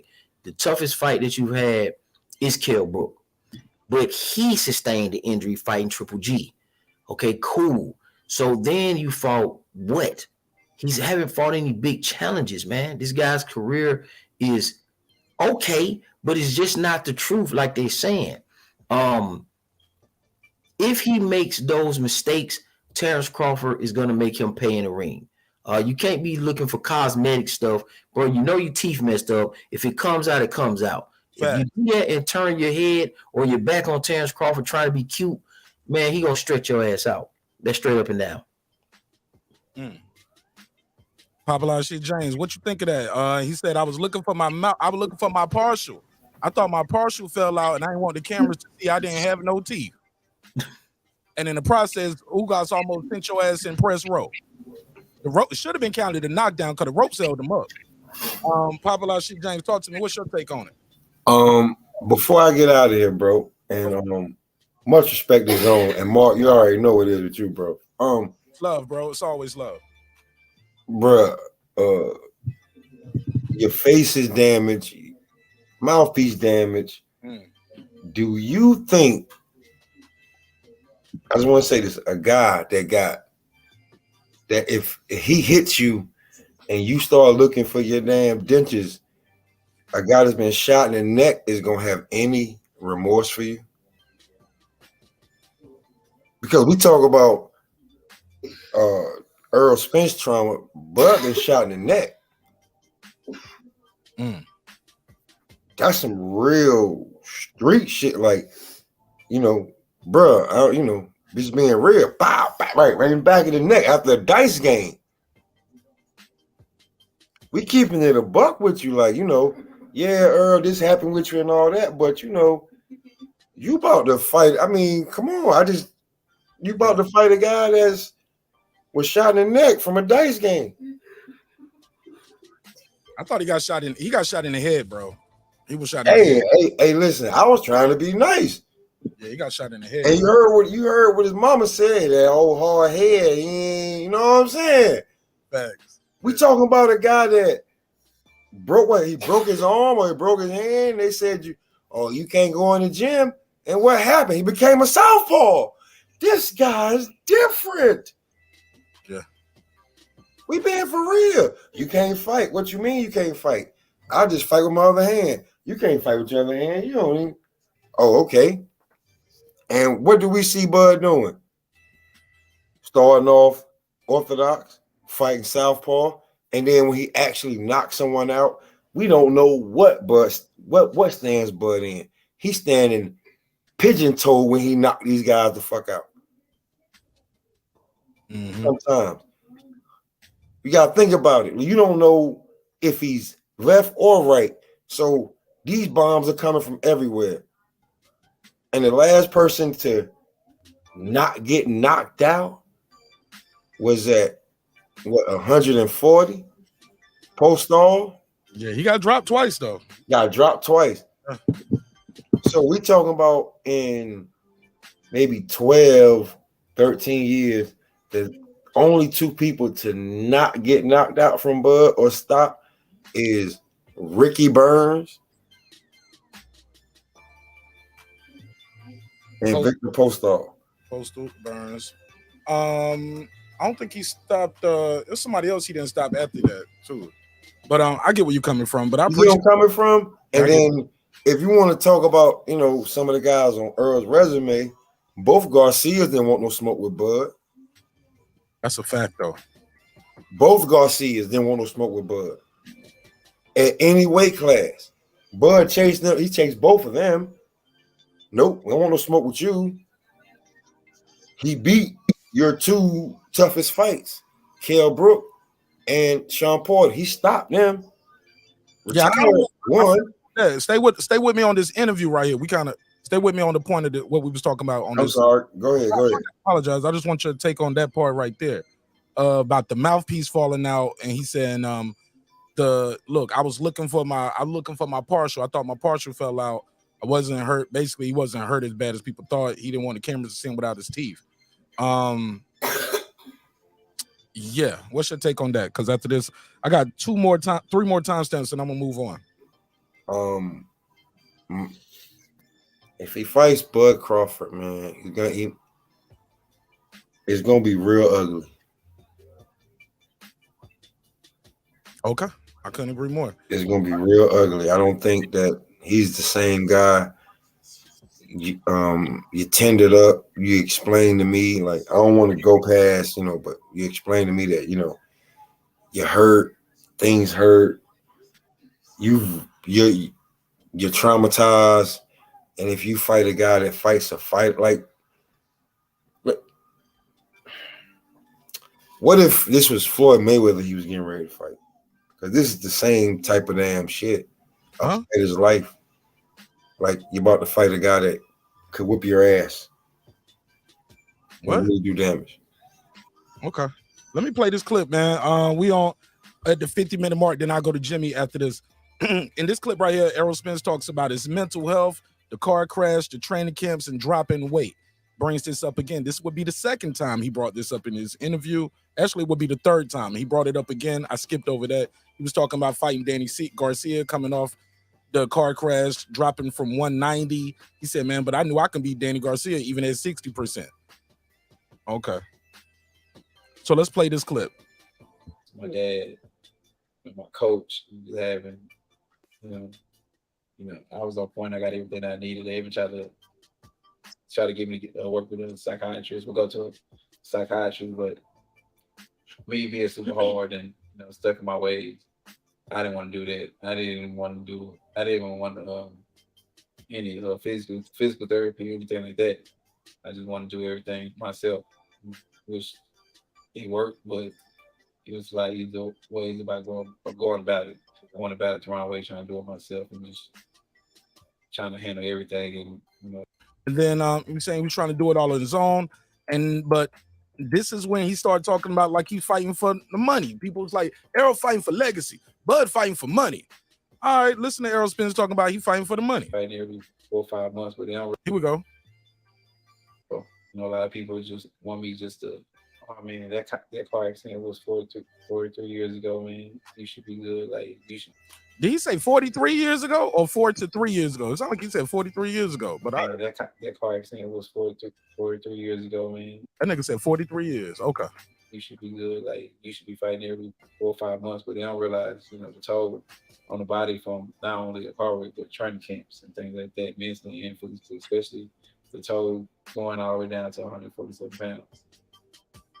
Again, that does on my body, mentally too, and physically. Physically. Like I said before, I used to dread training camps. Not Bud Crawford. Bud Crawford go to other people's training camps. People come to his training camps in between fights.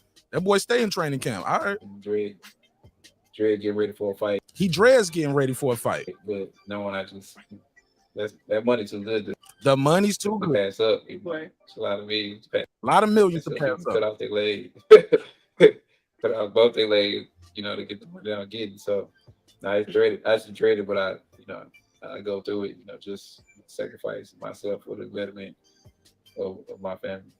All right. I don't hear no legacy talk though for all the people's like, wait, he's here for his legacy, but he's here for man. The man just said, look, I dread going to training camps, had to go to a psychiatrist, the dropping the weight, people saying you should be fighting 3-4 times a year. I was like, man, it's not just a car accident, it's physically, it's mentally draining, dropping the weight, and my body still hurt. But the money's too good for me to walk away. Zone, Jimmy. Let me go to Zone. You want to go first on that? Jimmy can get it. He just got in. Let him cook. Go ahead, Jimmy. You just got here. Talk to me, my man. How you feel? Salute to Zone. Thanks, Mark, for having me on. Look, man, it's I've been accused of being Errol Spence hater, so I'm gonna try and use kinder words to talk about him. Look, bro. I mean, when I was looking at him physically, the way he talks, the way he's dressed, I mean, he honestly doesn't even look like the same human being that he was several years ago. You know, he looked a lot more solid and sharp. I mean, this dude literally looks like a civilian. You know, I mean, he looks like a fat mess. He's slurring his words. Clearly problems with alcohol. He's fighting he fought twice in the last 4 years. I mean, I'll be honest, man. Errol Spence looks ready for the scrap heap. And I think, you know, if he takes the Crawford fight, I think Crawford will put him on a scrap heap. So I don't think he's ever cared about legacy. Because guys that care about legacy, they don't say things like, "I'm taking the easy route." You know, they don't say, "I'm the big fish," because that's what he was talking about. You know, he went from strap season to hashtag big fish. Yeah, I don't think he's ever cared about legacy. I think it's just been about the money, like you said, and I respect that, bro. You know, honestly, he says he doesn't care about boxing; he's just in it for the paydays. Someone's got to keep, you know, paying for those cars that he keeps wrecking. So, no, man, you know, it is what it is. It is what it is, bro. But the crazy thing is, bro. No, the crazy thing. I was just gonna say the crazy thing is,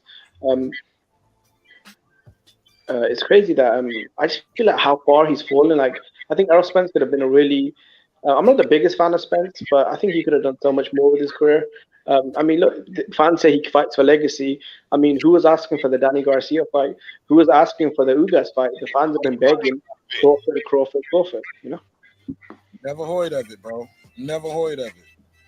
People was like, "How you ducking if you're fighting a champion? He's a champion. Ugas a champion." I was like, but he's the weaker of the two champions, and y'all know it. It was 4 lost Ugas with only 12 knockouts and damn near 35 fights. Come on, bro. That nobody was calling for that. All right, but go ahead, Zone. Give me your take on that. And I've got to play this part when he was talking about my body be hurting, I wanted to quit, and talking about he wanted to quit, talking about his hips were hurting during the Danny fight. Go ahead, Zone.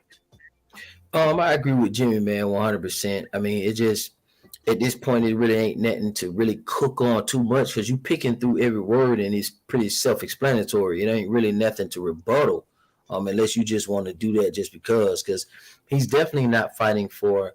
He's fighting out of a necessity. He got kids. He said it. He got a wife that looked like she trying to get out here and do something on YouTube to make up for some type of money. So he got obligations, and that's respectable as a family man, you know.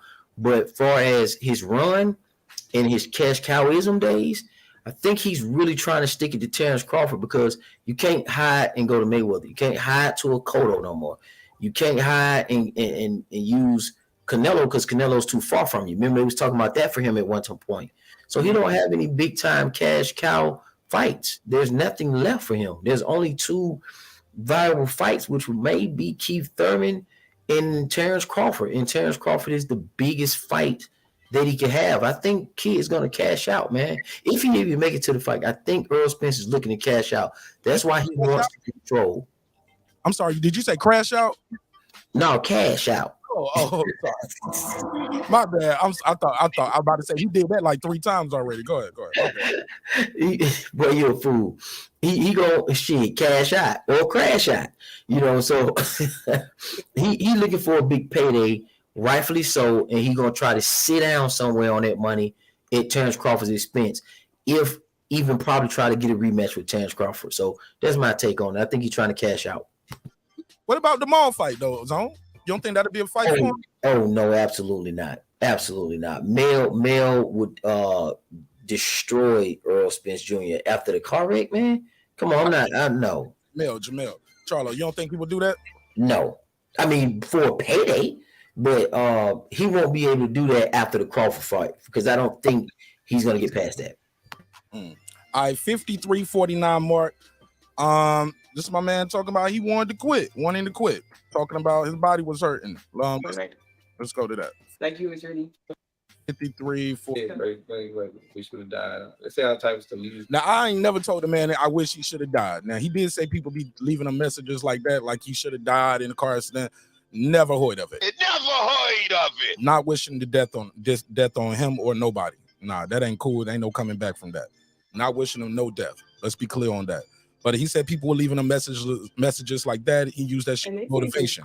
But listen to this. Yeah, crazy. Screenshot everything. He was keeping. He's gonna be shelling himself. He's gonna be this. He's gonna be that. It's like motivation. Yeah, definitely. You know, most people that get down, but for me, that's more motivation. keeps me going, keep me inspired. Well, Spence, if you watch this video, use it for motivation, brother. All right, be like, all right, I'm gonna show them. Even a lot of times, like, I can't do this. Like, I wanted to quit because never heard Terence Crawford say he wanted to quit. This man, bro, they say when you start talking about quitting, you're halfway there. Let's go. He said, I wanted to quit. Listen to this. me and my neck and my hips hurting for the longest. Like even in the Danny Garcia fight, my hips was hurting. It was either right or left. Like my hip was hurting. And, I still had different effects from my car accident that made that fight a lot harder than what it was. But I got through it. And even with the Ugas fight with the eye injury, getting through that and being able to fight Ugas, that was great too. So for me, I'm just gonna keep going. Like I feel like I made it this far, and just like I said, from having an eye injury, from car accidents and different stuff happening to me, little kid hitting me in the truck, and me making it this far, I feel like I can get through anything. That I'm physically capable of getting through it. I can get through it because I already know mentally I can take myself to another level to where I can get through it. So for me, I feel like I already won. So it don't matter who I fight, what happens in the fight. Oh no. It don't matter who I fight and what happens in the fight. Sound like that crash out you was talking about. Give me your take, Zone. He was hurting during the Danny fight. He was hurt and his eye was bothering him in the Ugas fight. Like I said, man, it's gonna go back to the same thing. He's not a good, healthy fighter. Got PSD, got too much going on. Everything that you're presenting here is just more and more evidence to show that he's not physically in good shape to fight Terence Crawford or win against Terence Crawford or really continue his career without some type of payout. And the reason he's trying to tax Terence Crawford is because a kid is looking for a payout, rightfully so, because you got obligations. You've produced 3 kids. How many kids he got? 2, 3? 2 girls and a boy. 2 girls and a boy, and then you got your wife. She doesn't seem to have a career outside of maybe trying to do some YouTube stuff, and they already don't point out that you got 15K more subscribers than her. So she got to make something happen, and they got to try to make this thing transition. So this dude is in a tight spot right now. He's in a tight spot, man, and I just don't see it working out well for him. And I'd be honestly glad when the belts come up off of him because he's getting on my goddamn nerves. I don't like him as the unified champion at all. At all. They have botched the whole welterweight division. The welterweight division is my favorite division, and it has been terrible since Floyd Mayweather has left. It has been terrible. All right, let's go to Jimmy. Give me your take on that, and we'll go to Sean T. Jimmy, talk to me. His things was hurting. His hips and shit was hurting in the Danny fight. I was bothering him in the Ugas fight. What's your take? I think, look, man, he's got a lot of problems. I think maybe he's done as a fighter, like Zone was saying. Maybe it's a cash out situation. Physically, this guy's falling apart with the injuries. I think the layoffs and the ring rust, that's not helping. And I think mentally, this guy really doesn't really sound like he's all there mentally. Like his heart's not really in the game the way it was. You're talking about, you don't want to fight. You hate fighting 2 or 3 times a year. You've got guys out there that are making 2, 3, 4, 10 times more money than him that are still fighting. Like Canelo and whatever, right? I don't know, bro. I don't think he should fight a welterweight anymore because it sounds like he has to basically kill himself to make the weight. And I think that actually is going to take a show in his career because you can't keep draining your body. Because his chin has looked a little shaky in the last couple of fights. I know Danny Garcia didn't do much, but when Danny landed a couple of hooks, man, Errol Spence looked real shaky and Ugas hit him clean and he did the chicken dance, right? So I think when Terence Crawford catches him, I think it's going to be lights out. I'm not a big fan of Spence. Just as Zone was saying, I don't like his energy. These comments that he's making, they're not helping. His past comments he make, it's not helping. And I've really tried to like this guy because he's got a lot of fans, but I really don't know what's there to like. He never fights, and when he does, it's not against the people we want to see. And in between that, he's either drunk or in the car wreck. So I think his career is probably over. No way is he going to fight Jamal Charlo at 54. I think that's just so far out of reach. I think the Bud fight is the biggest fight for money and legacy. And I think Bud Crawford will, take care of the Errol Spence situation. Okay, go ahead, Sean T. What up? Welcome home. Hey, what's going on with it, man? I'm kind of confused with all this hate that's going on this channel right now. You feel me? Go ahead, King. I love it. I love it. Yeah. See, my thing is all this stuff as far as, man, his body is breaking down because of the injuries and all that. Man, this dude was in a crash years ago. And since he was in that crash, he's already fought Danny Garcia. I don't even know what this last guy was talking about. Danny Garcia did nothing in that fight. He had one flurry at the end of the whole 12 rounds. Ugas, he had that one good half of a round, and then he got his ass whooped for the rest of the round. So if Earl wasn't ready or didn't think that he was ready, I would think that he would have listened to Al Heyman and went the Keith Thurman route. Like, why would he sit and wait? I know everybody's talking about he wants to cash out, but I mean, hell, it looks like Crawford wants to cash out as well. You feel me? So, we really at a stalemate. Nah, they in negotiations, Sean T. And look, it's not me saying his body breaking down. No. I was talking about the other guys. I'm listening to the other guys. But I'm just saying, in general, my brother, I told y'all a year or two ago, I said, how many fights y'all think that car crash took off his career? He was like, maybe 1 or 2 fights out, and I put the picture up of what he looked. I was like, bro, he ain't never looked like that after no fight. You get what I'm saying? The brother is telling y'all everything that I told y'all a year and a half ago, and I was a hater. And everything you said right there sounds good. That man said it was a struggle making weight. That man said it was mentally draining, physically draining. He went through PTSD, had to see a psychiatrist. You get what I'm saying? This ain't me saying it. He even said my hips was hurting Danny Garcia fight. My hips was hurting. He said my eye was bothering me during the Ugas fight. I muscled through it. He even don't sound confident at the end, Sean T, when he says, it don't matter who I fight and what happens in the fight. I feel like I won already, because of everything I done been through. Nigga, that sound like something I would say if I was about to fight Errol Spence or Terence Crawford. Like, hey man, just the fact that I'm here, man, I've been through a lot, man. So I'm just happy to be here, like type shit. Like what? But let me ask you this, Mark. Like the dirt. Couldn't he have went a different route other than Terence Crawford if he felt like he couldn't beat Terence Crawford? That's not true. I would fight Terence Crawford right now too. That's the biggest payday of his life right here. This is the biggest fight and the biggest money. But also, I think the kid want to see how good he really is. You get what I'm saying? Fuck it. Let's see how good I really am. Let's see. Yeah, but I just have him beating the hell out of Crawford straight up. Yeah, I know you do, Sean T. This ain't your first time over here. I still rock with you. Absolutely, bro. I don't try to make nobody feel bad, and I don't be like, this what's wrong with them dumbass Errol Spence fans. I don't do all of that. Well, see, here's my thing.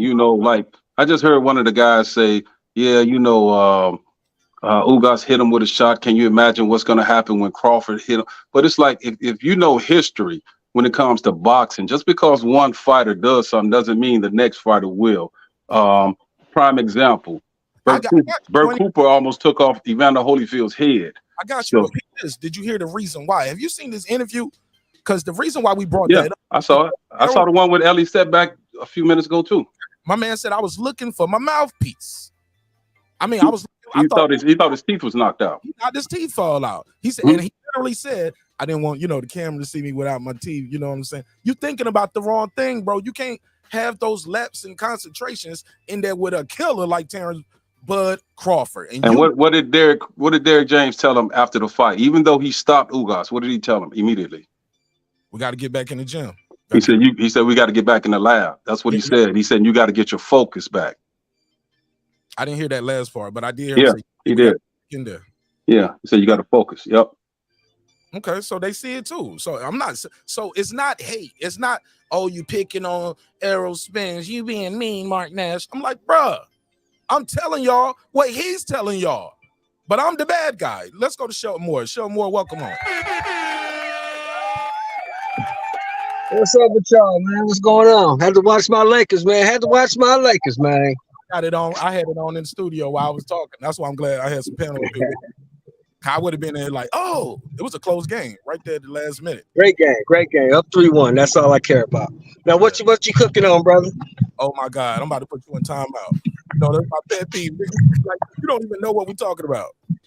We talking about your boy. Who, Crawford? No, your other boy. Errol Spence. Oh, the guy gonna fight. You talking about the guy gonna fight? Allegedly. Allegedly. Yeah. I mean, it's just funny. I'm listening, and it's funny because me and you've been saying the same stuff that he said to his woman in the interview. We've been saying that for like 14 months now, 15 months. No, anybody. I mean, you know, you can be a Sicko fan or just think this guy is Clark Kent or whatever, but anybody who's in a Ferrari that flips over 8-9 times is not going to be the same. I don't care who you are. Nobody's that tough. Nobody. You're not going to be the same. He's not the same guy. He was the guy that fought Sean Porter. You'll never see that guy again. This is a different guy. Okay. That guy's gone. Go ahead, Sean T. You got it. You or Zone? Anybody want to reply to anything that was said? Go ahead. Hey, show you might when you're not talking. You got some background. Yeah. I'm driving. It's all love. Go ahead. Well, I would say this: like, until we see the Crawford Spence fight, nobody can really say who's going to be who, what's going to be what. Because even coming back from that car accident, how many people did we hear say, "Hey, he shouldn't fight Danny Garcia"? His first fight back because Danny Garcia hit so hard and all this other crap. You feel me? So no. I didn't hear that wasn't said. Hold on. I'm gonna come right back to you and let you reply. Let me take this quick call. 315, you on the line. Tell them your name, where you from, family. What's good with it? 315 Dion from the Q's, man. What's poppin'? Dion from where, bro? From Syracuse, man. What's poppin'? Okay. Shout out to Syracuse. What's popping, Dion? Talk to me. What's your take on the topic tonight? Oh man, yeah. Good topic, man. Definitely a good interview I saw with Spence and his girl. You know what I mean? And he definitely exposed a lot out of the bag. You know what I mean? It's like we've been saying for the longest. We know he's not the same fighter after that car crash. But you know, him beating Garcia and them, yeah, that's cool and all. But I still don't think he's gonna beat Terence Crawford. And speaking of that, I'm glad that he exposed a lot about what happened in this little period of time with the second negotiation. He said him and the man been talking on the phone. They talked for about 15 minutes about the negotiation. And then the other half of the conversation, they talked about the family life and all the other stuff. So it's good that they talking. And now that they are talking amongst each other, I think we will get the fight. And shit, when it happens, I feel like Bud gonna stop him in 9.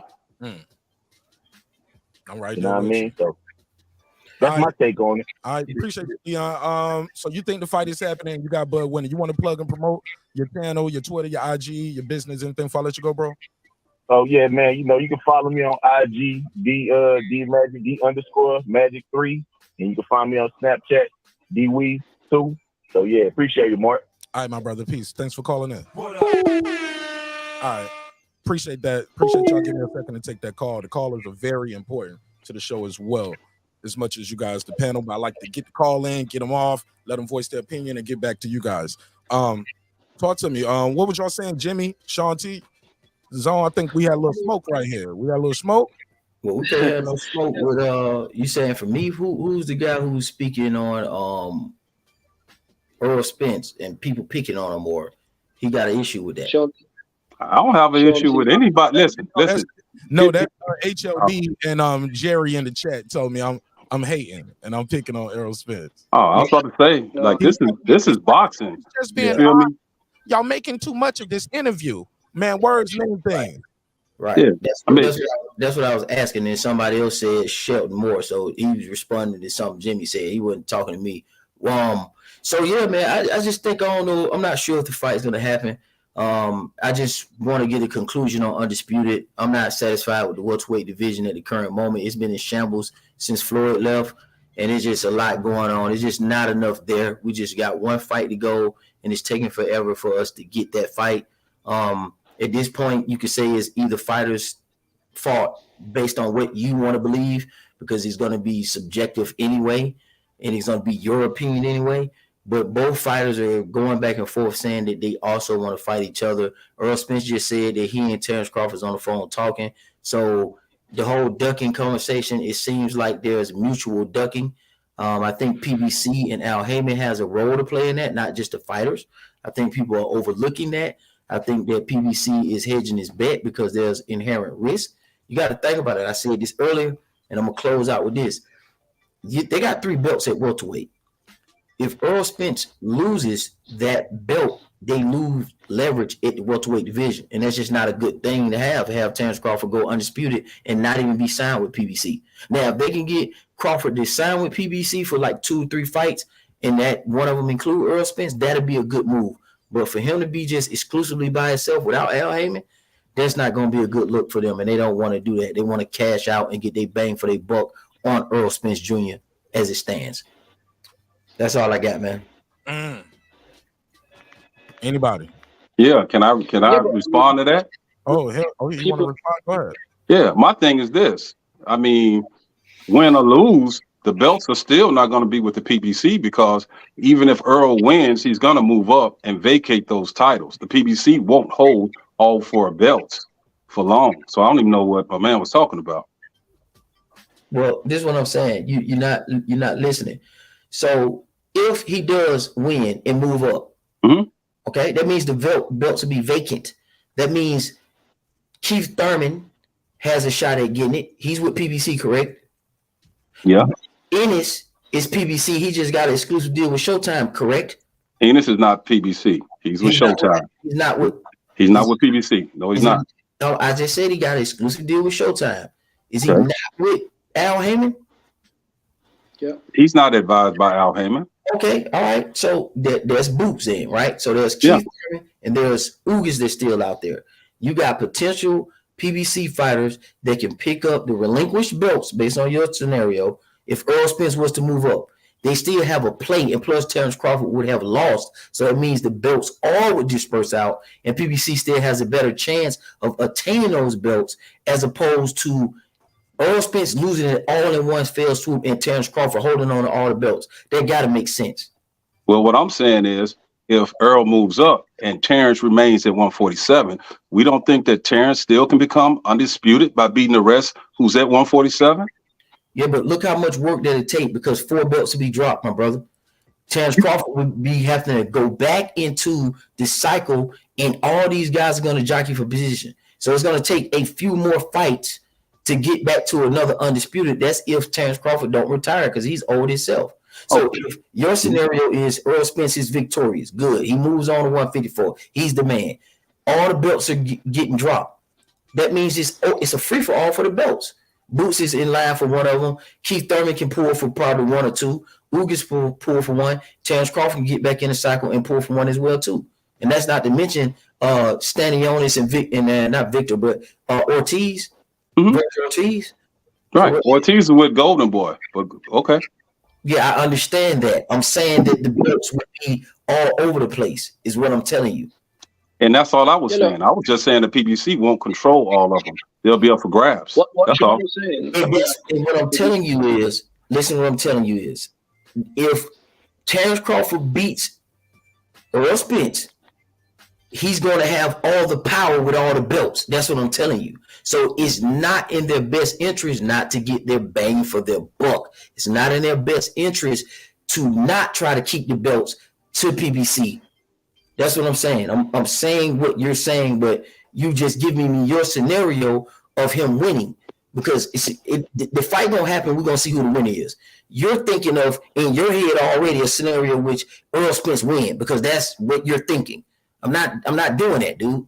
That's not what I was doing though. But okay, that's what you're telling me. I'm telling you that even if Earl wins, he's gonna move up. That's all I'm saying. The PBC will not hold all 4 belts. That's all I'm telling. Win or lose, the PBC won't have all 4 belts. That's what my point was.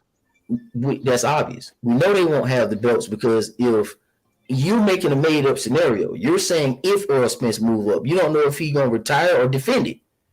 See what I'm saying? See, you stretching too far. We talking about right now, right here, with a fight that we need, and what might happen if Errol Spence don't hold power on all the belts. How would that affect PBC is what I'm saying. That would not be good for PBC is what I'm saying. And I understand what you're saying, but okay. I mean, that's common knowledge because the PBC doesn't even want Earl to fight Terence Crawford. You understand? Right. So yeah, because of exactly what you're saying. But how did we get this far? Why are we here? So he's the reason the fight hasn't happened. It's his side that don't want it, right? You just said you agree with me. I agree that the PBC they never wanted this fight because number one, they're looking at the numbers. They're looking at how can they get the most out of their money. You feel me? In a return. They don't look at Crawford as if he's that guy. They'll look at Thurman because Thurman can sell fights. But on the other hand, Errol Spence wants to be undisputed. That's why we are here. That's one thing I'm telling you. Okay, so win or lose. I'm gonna pass to you guys. So my question to you then, if Errol Spence is being represented by PBC and Al Haymon, whose fault is it and who don't want to fight? You just literally said it. You just said you think Al Haymon and PBC don't want to fight as opposed to Thurman. I know they don't want to fight. Okay, so whose fault is it that the fight's not happening? Spencer's. They're negotiations. What are you talking about? What I'm asking you is right now, currently, why hasn't the fight happened? You just said it. You just said because of Al Haymon and PBC. I didn't say that's why the fight. Now, that's what something you putting in my mouth. I said that Al Haymon and the PBC don't want this fight. That's what I said. I didn't say that's why the fight didn't happen. That's not what I said. Okay. Okay. I gotta. I'm gonna come back because I gotta go. My time is up. I wish you got on here earlier because I'll finish this up. But you just said that you think that PBC and Al Haymon don't want the fight to happen. Yeah, I did say that. Yeah. Okay. So therefore, 1 + 1 = 2. If they don't want it to happen, who's preventing the fight in your opinion? We don't worry about nobody else. We just gonna ask you to see what kind of integrity you have.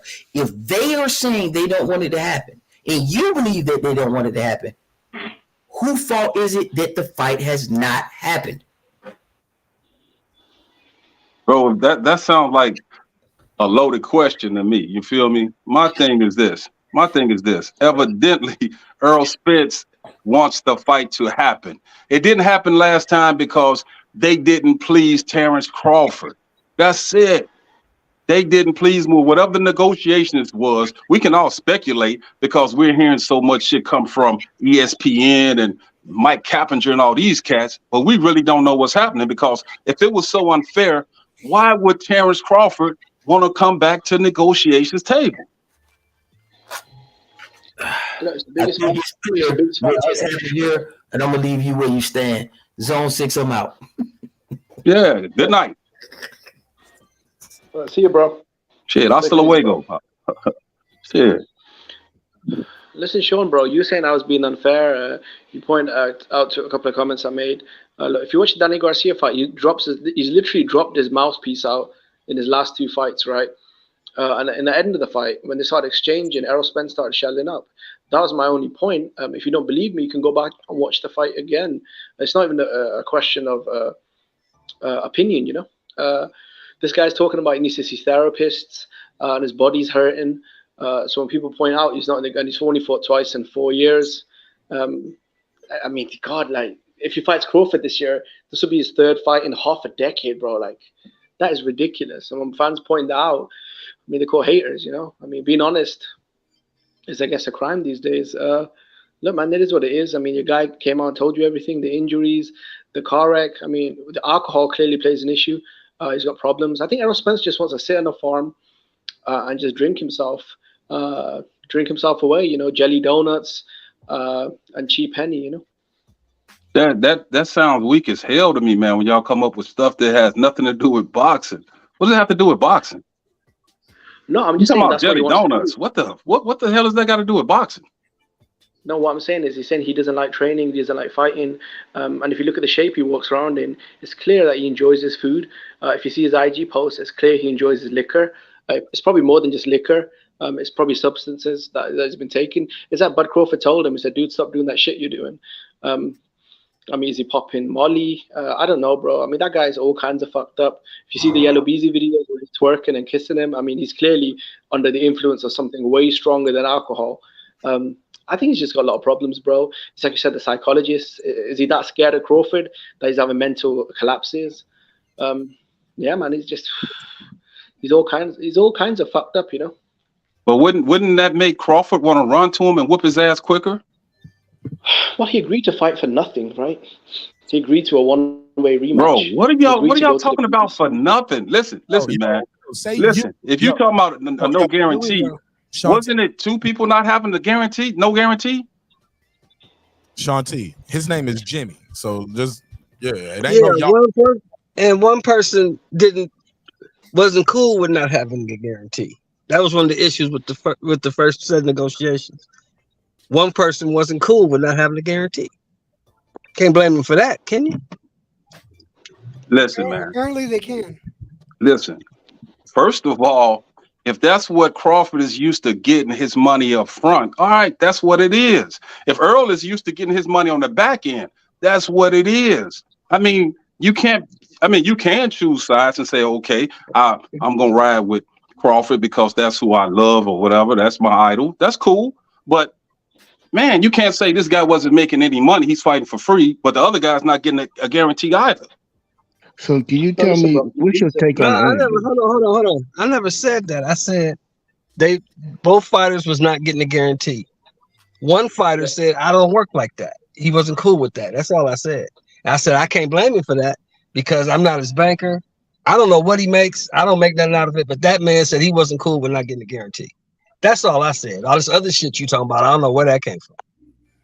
Well, he did bring $50 million to the table, but Errol Spence told him, no, I have to make sure Steven Espinoza is happy. Why? It's funny. It's funny. It's funny how we just dismissed the whole interview. We're not talking about the interview now. So help me understand why we're not talking about the interview, but we're going back to something that's all about 7 months old now. So did you hear what that man said? He addressed it. I addressed. Hold on, Ward. I addressed what he said. No, I wasn't talking to you. I wasn't talking about you, Sheldon. I'm talking to the gentleman. Okay. He's deflecting. He's deflecting to something that happened last year instead of just going by what Earl said out of his own mouth. That's all I'm saying. Earl himself was talking. Earl himself was saying that he was having issues with alcohol, that he's having issues with his body, that he's having issues mentally and gaining and making the weight. And you want to go back to what Terence was not doing. Like, what are you talking about? Hold on. What are you talking about, man? First of all, I was responding to the guy named Jimmy. Yeah, and I got something. That's what was happening. Well, I don't even know what you're talking about. Yeah, let me say this. This interview came out not too long ago, and I think it's important that we hear this for the people who said the fight wasn't happening. This was today. Shout out to ES News, Ellie Setback, and Errol Spence in the gym. He ain't working out. Ellie's getting the exclusives, and let's hear what let's hear what Errol Spence has to say about the fight. Good night, man. What are we working on right now? I do some leg stuff, some strength conditioning things. Get the legs going. So I got you stretching. I saw you did the interview with your wife on the rocks with AO. Came out great. You said you talked to Crawford 40 minutes? 40, 30, something like that. How often does he call you? Lately we talk probably once every 2 weeks, things like that. He said we talk once every 2 weeks, things like that. All right. Get everything together so we can fight. So we getting everything together so we can fight. Let's hear this. Serious. Oh, yeah. I really hope the fight happens. I know you want it to happen. You want it to happen. Yeah. He wants it. Massive. It's definitely gonna happen, man. It's definitely gonna happen, man. It's definitely gonna happen, man. That's what he said. Let's make sure we can play that one more time so everybody can see. This is key. Shout out to Ellie Setback, ES News. 30 minutes? 40, 30, something like that. How often does he call you? lately we talking probably once every 2 weeks, things like that, just trying to get everything together so we can fight. So that's serious. Oh, yeah. I really hope the fight happens. I know you want it to happen. You want it to happen. Yeah. He wants it to massive. Yeah, it's definitely gonna happen, man. 147. Said it's definitely gonna happen. Definitely gonna happen. Let me play some more of this audio. It's some time, but it's gonna happen. It's taking some time, but it's gonna happen. So when you talk, is it serious? Is it jokes? Is like how's the conversation go? I mean, it's serious. It be jokes. You know, it's going good, man. Because Crawford has a bigger personality off camera than on camera. Like on camera, he doesn't talk a lot, but off camera. I mean, to me, it's kind of like the same. I mean, yeah. To be honest with you, they a lot alike in terms of like being family men and not. Yeah, ain't nobody ask you, man. Shut up. Let's Errol talk. But he kind of same. But you're gonna get in the ring with him trying to knock him out. That's the goal. Oh, yeah, and I'm sure he's gonna try to hurt you. So is it weird to talk to someone so much before where press conferences fake? No, it ain't weird to talk to him, but yeah. But basically, that's it. He said they talking every 2 weeks. The shit is happening. It's gonna happen. He said it's gonna happen. He said it's taking some time, but it's gonna happen. That is good news, right? That was today. That's Facts. Yeah, I saw that interview. That's good news. I don't know how good that news actually is, depending on how far away the fight is. Man, if he said it's gonna happen, and he said it's definitely gonna happen, he in the gym working out for the shit. What if it doesn't happen for another year, though? Huh? Bruh. Okay. Man, the man is not talking about another year, man. I know, but they weren't talking about another year a year and a half ago. This interview was today, bro. Let's go. Let's go with what we got. Why are you going back to the past? I mean, just deal with what he just said. It's definitely gonna happen. We talking like every 2 weeks. They're not talking every 2 weeks in May for a fight in January, bro. They fighting this year. That's it. That's all. That's it. You got a comment to that? Negative Nancy shit. What is negative Nancy shit? I'm not trying to be a negative Nancy. I'm not about that. I'm a proponent for what's right. And for me, you know, when you got a fighter that's inactive for over a year since his last fight, you know, I get a little antsy about it. Because he's playing them for the fight. Can you give us something about this? I would love for the fight to happen. If it happens, more power to them. Seriously, it's great for boxing. I want the fight to happen, but I wanted the fight to happen before too. A lot of people did, and you can't just discount that. Man, what they're saying now is great, but it's not something we haven't heard before. I'm not trying to be negative. I've never heard Errol Spence say, yeah, the fight is definitely gonna happen. Yeah, I talk to Crawford every 2 weeks. The fight is happening. It's just taking some time. Never heard that before. Never heard of it. This is new news.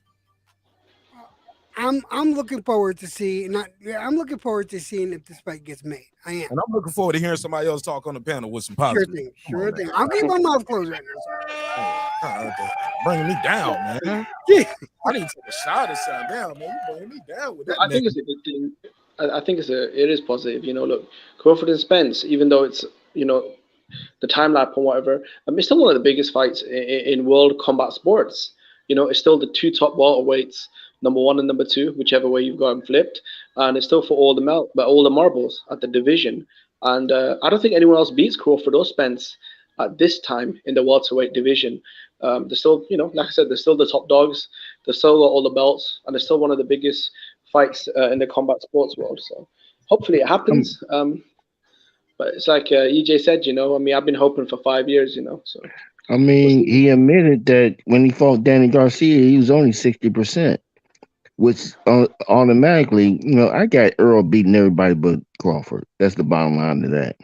I think Crawford's just a much better fighter than Earl. And at this point in both of their careers, Terence Crawford gets the best of Earl. But with the other issue now is that, you know, he's struggling with some things like PSTD. He struggled with some of the mental fact of trying to drop the weight and all of that, which when you go into a fight, you know, a lot of that is mentally. You know, when you're fighting, you have to be mentally prepared. You can't be just half in. You can't be half mentally there and not all the way there. You know, and I think that's where um definitely Crawford gonna take advantage of that. If you come in there half mentally prepared. So I think it was kind of good that the fight didn't happen when it was supposed to happen because y'all wouldn't have been giving Crawford the credit for it. He ain't gonna get credit now. The man in there talking about his hips hurt, my eye hurt, 3-car crashes, PTSD. He the eye collector, but his eye got smashed in sparring. Oh my God. Never heard of it. Bro, it's a lot of like Zone was talking about. No, Crawford ain't gonna get no credit. The brothers complaining about making the weight. Oh yeah, man. Yeah, that shit crazy. They're gonna blame Terence Crawford. They ain't gonna get no credit. I'm telling you. It doesn't matter if Crawford gets credit or not. He'll be the second undisputed. He'll be the first to do it in 2 divisions. And if he keeps to his word and moves up and beats Jamel, then it'll be 3 times something that has never been done. So it doesn't matter what other people say. You got to get a man his credit if he follows that path. Damn, he got to beat Jamel too, huh? No, he doesn't have to beat Jamel, but I'm just saying if you go by what Crawford said himself, what he said was, he said, I'm only interested in 2 fights. He said, Errol Spence. He said, if I can't get the Errol Spence fight, I'll move up and fight Jamel Charlo. That's what he said. So evidently that was on his radar. I love that energy, man. Yo, I'm saying, man, I'm super excited hearing Errol Spence saying, yes, the fight is going to happen. We talk all the time. Yeah, like, show more. Anybody else seen this interview today with Ellie Setback? And other than him asking, like Lisa Bell said, what kind of car are you driving? Errol, is that a new tattoo? When you gonna bring the shag back? I'm like, bro, ain't nobody asking. Anybody got anything else they wanted to say about their reaction to that interview right there? That news. Errol Spence saying, yes, the fight is gonna happen. I talked to Crawford, every 2 weeks. The fight is gonna happen. Most definitely, it's just taking some time, but it's definitely happening. Man, shout out to Earl. Shout out to Earl, because it again. I don't know if it happens. It happens. He didn't say we'll see. I don't know. He said yes, it's definitely happened. We are talking. Right. Talk to me. Let me get something from Show More. You've been quiet. Show More, unmute your mic. Okay, maybe he stepped away. Go ahead, Jed. I'm gonna say shout out to the fans that have been waiting so long. Yeah, shout out to them for being persistent and wanting this fight and looking forward to the fight. Shout out to the fans. If this fight happens, it's something they deserve. Period. End of subject. Shout out to Earl for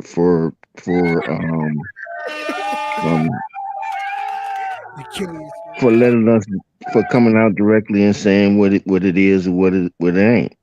And so I have to give him a shout out for that, because he let it be known. It's no, I don't see how anybody could look at that interview and not say that some of the stuff that Terence Crawford fans were speaking on is not facts. And shout out to the fact that we're going to finally have this fight, because he said that they're in talks and, they seem to be on good terms and at least good relations in regards to keep communicating with one another. And they're not using a whole lot of team members go back and forth. They're doing it themselves. They're in the negotiations, or they're talking amongst themselves, which is a good thing. Right. Go ahead. Sean T is here. Got Jimmy here as well. I think it might be like the 12 steps of fear, right? So whenever you have like an issue, you have problems. So like he's gone to see a therapist. Now he's calling Crawford. Maybe he's just trying to get over the mental barrier of, I got to fight this guy. And he's just trying to overcome the fear. He's calling him.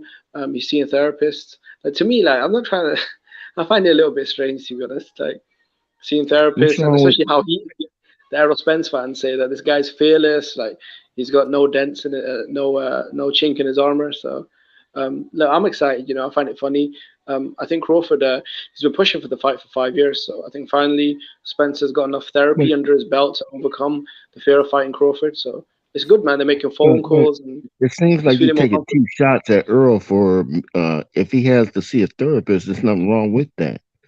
I mean, I've seen great men. I've seen great men have to go, sometimes deal with their mental health. I mean, so let's not make it look like mental. He has. I mean, he suffers from PSTD. I don't know. Have you ever been in the military and dealt with? It's PTSD. I'm sorry, PSTD. Post-traumatic. No, you said it Yeah, again. it's post-traumatic My stress, bad. mate. Yeah. So But I anyway, like mean, I was saying, bro, that's what I'm asking. Is it because of the car crash, or is it because of Crawford chasing him down for so long? I mean, mentally, bro, it must be exhausting. This guy Crawford, like, he won't leave me alone. My girl's out here acting crazy. He's seeing therapists. He's getting behind the wheel, liquored up. I mean, I think Crawford's mentally broken. This dude, bro. I'm confused and full of questions, man. Hey, dig this, man. First of all, anytime you Crawford fans start talking about he's been chasing him for 5 years, that's a damn lie. That's a damn lie. So every time you guys start with that false narrative, it just throws me off. It's anything to win. You feel me? Like, we all know that when Crawford came to the welterweight division in June of 2018, he wanted to fight Manny Pacquiao and Keith Thurman. That's it. That's all. Stop it as if he came into the division and he was hunting for Earl. That wasn't happening. That's What facts. happened, bro? That's facts. That's because Terrence. That's because Thurman was the guy at the time. But Yeah, that's he's a fact. unified champion. Yeah, but I what- know it's a fact, bro. I'm just saying, as far as like my man just kept saying, he's been chasing him for 5 years. That's not true. So get your like if you're gonna speak, you should speak factually, not No, I'll opinionated. give you facts. If you want receipts, that's fine. That's not a problem, bro. If you got receipts, I'm willing to get. If you want the receipts, I can give them to you. As soon as Crawford got a belt, what did he do? He cornered Spence in the hallway and said, "You told me to get hardware. I've got hardware. Let's rumble. Easy route. Heyman's got options." I mean, look, the videos are out there, bro. So I don't know why. Okay, I don't know and you know why what? we go down I'll say this too. There are videos out. So go to the video when Terence Crawford was on the Breakfast Club or when he was on TMZ, and he said that the fight will happen in the future, not now. It has to build. Bro, he literally cornered the dude in the hallway and he said, "I've got options. I'm busy." So Crawford saying this is going to happen in the future. You've got one guy saying, "I want to fight Mikey and Porter. I'm on the easy route." I mean, of course, Crawford's going to say, "Look, man, it can happen in the future." I don't need to fight Crawford to be in a Hall of Fame. I don't need that. I don't need undisputed to be in the Hall of Fame. I heard him say, "I got options. I can fight Canelo and shit like that too." So yeah, and I also heard Terence Crawford say the fight will never happen. The fight is behind me. So what are we gonna run with? Because at some point you got to move on with your career. You can't get caught up chasing this guy your whole life like you was chasing Manny Pacquiao. So when did he start chasing Errol? That's my question. If he's on ESPN and they said Errol Spence is the man, he said, no, he's not the man. He said, to be the man, you have to beat the man. He said, the man is Keith Thurman now. So when did he start chasing Errol Spence? That's my question to all of you guys. I think when he saw him in that damn alley, when they saw each other backstage at that hooker fight. Yeah. I mean, you saw Errol Spence with his hood up. Maybe he was thinking, I hope Crawford doesn't recognize me. Crawford's like, no, get your phone out and you're going to save my number. I'll be honest, bro. I mean, that's some big dog energy, bro.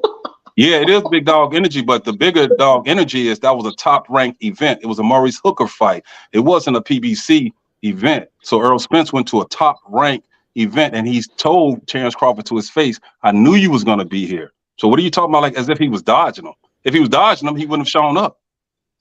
Bro, it's easy to say that and then in 2 seconds later say, I've got, the easy route. So I'm not sure what you're saying. I mean, how about this? Man, I'm going to grab these 3 straps and then we'll see who's holding up this fight. You understand? He got the 3 straps. He got the 3 straps. So who is he trying to fight? He's trying to fight Terence Crawford for the 4th one. He's not trying to fight Keith Thurman or Boots or somebody else. I mean, come on, man, keep it 100. No, but the reason why this fight took so long is because Spence keeps getting into car crashes, right? And that's not Crawford's problem. So I'm not sure what you're alluding to. Nobody's trying to blame Crawford for Spence getting into car accidents, man. Why did you guys get on that petty stuff, man? Listen, man. You understand? His name is Jimmy. Yeah, Jimmy. Yeah, man. Okay, I mean Jimmy, James, whatever his name is. I'm just saying, can we keep it 100, man? And we don't have to create false narratives just so that we can make our fighter look good. They're about to fight like the next fight. I'm like this, man. I put Man, I bet anybody on this panel that Earl is going to destroy this boy. Straight up. Sure, we can work with that. Yeah, sure. Yeah. I bet you $1,000. I bet you $1,000 that Terence Crawford will knock Errol Spence out within 10 rounds. Well, come on, man. Let's talk to Mark Nash and let him hold the bread. And what I'll do is I'll put up 2,000 to your 1,000. That's what I'll do. You know what? I'm actually 3,000, man. Man, come on, man. You playing, man. See, you cap. You all cap, man. I'm dead serious. See, what Mark Nash, listen, what Mark Nash and the rest of you guys could do is Google 11 Solutions, man. Here in Chicago, security firm. That's what I own. I own another company that's a cleaning company, the office cleaner. You did what I'm saying? So what I'm saying is I have the capital to back up what I'm talking about. You feel me? I'm not talking about no 1 and 2,000, 3,000. That's nothing to me. Shanti need to sign up for membership then. Buy your boy a cup of coffee this month. Look, let me see this. Hey, Shanti. What's happening? That's Errol's boy, though, right? Ain't he from Dallas, Texas? He wasn't there because it was like he was chasing Bud. He was there to support his boy, Maurice Hooker. Oh, absolutely. But what I'm saying is, if you're going into the enemy's territory, that's a top-ranked event. He didn't have to show up to. You understand what I'm saying? Support anyone. If he was truly trying to avoid Terence Crawford, that's what my point was. Bro, you saying going into enemy territory? Well, I'm just saying that's it was a basketball game, bro. What I'm saying is that wasn't Top Rank and PBC are nemesis. That's all I'm saying. Al Heyman and Bob Arum, they weren't friendly. Bro, he's there. His guy is fighting from Dallas, Texas. That's like saying Maurice Hooker shouldn't have been fighting. Like he fighting the enemy on the enemy territory. That's not what I'm saying, Mark. So you twisting it, man. What I'm saying is who was training Maurice Hooker at the time? Bo Mack. So if you're gonna drive all the way to Oklahoma City to support your man from Dallas, and it's a top-ranked event, you don't think that Terence Crawford is gonna be there and his trainer is training Maurice Hooker? Yeah. You know he's gonna be there. So I'm just responding to my man saying that he was trying to avoid him in the hallway. That's what I'm saying. But the way he had his hoodie up, bro, can I be honest? The way he had his hoodie up and the way he was running to the back door exit, it looked like, Crawford's the one that to say, yo, hold on. And as far as the event, I've never seen Spence come to a top rank event after that. Because, it's not nice getting cornered in hallways and dudes forcing you to save their numbers. And when they upload that on the internet, that shit is embarrassing, bro. Bro, all that's still talk. We're not talking about somebody who was in negotiations. You're talking about two guys who was having friendly shit talking chatter. That's it. That's all. It wasn't any malice. You didn't see Errol Spence and Terence Crawford getting into it the way that Terence Crawford and Jose Benavidez got into it. And Terence Crawford said, hey, I'll take you outside and whoop your ass right now. Feel me? It wasn't that type of energy. They were joking. Okay, bro. I got you. Okay. Anybody got anything else they want to add? Show more, you still there? Yeah, I'm here. I'm listening. I mean, I just hope the fight happens, man. It's gonna be a great fight, great event. Let's get these two guys in the ring, and let's see who's the man at 47.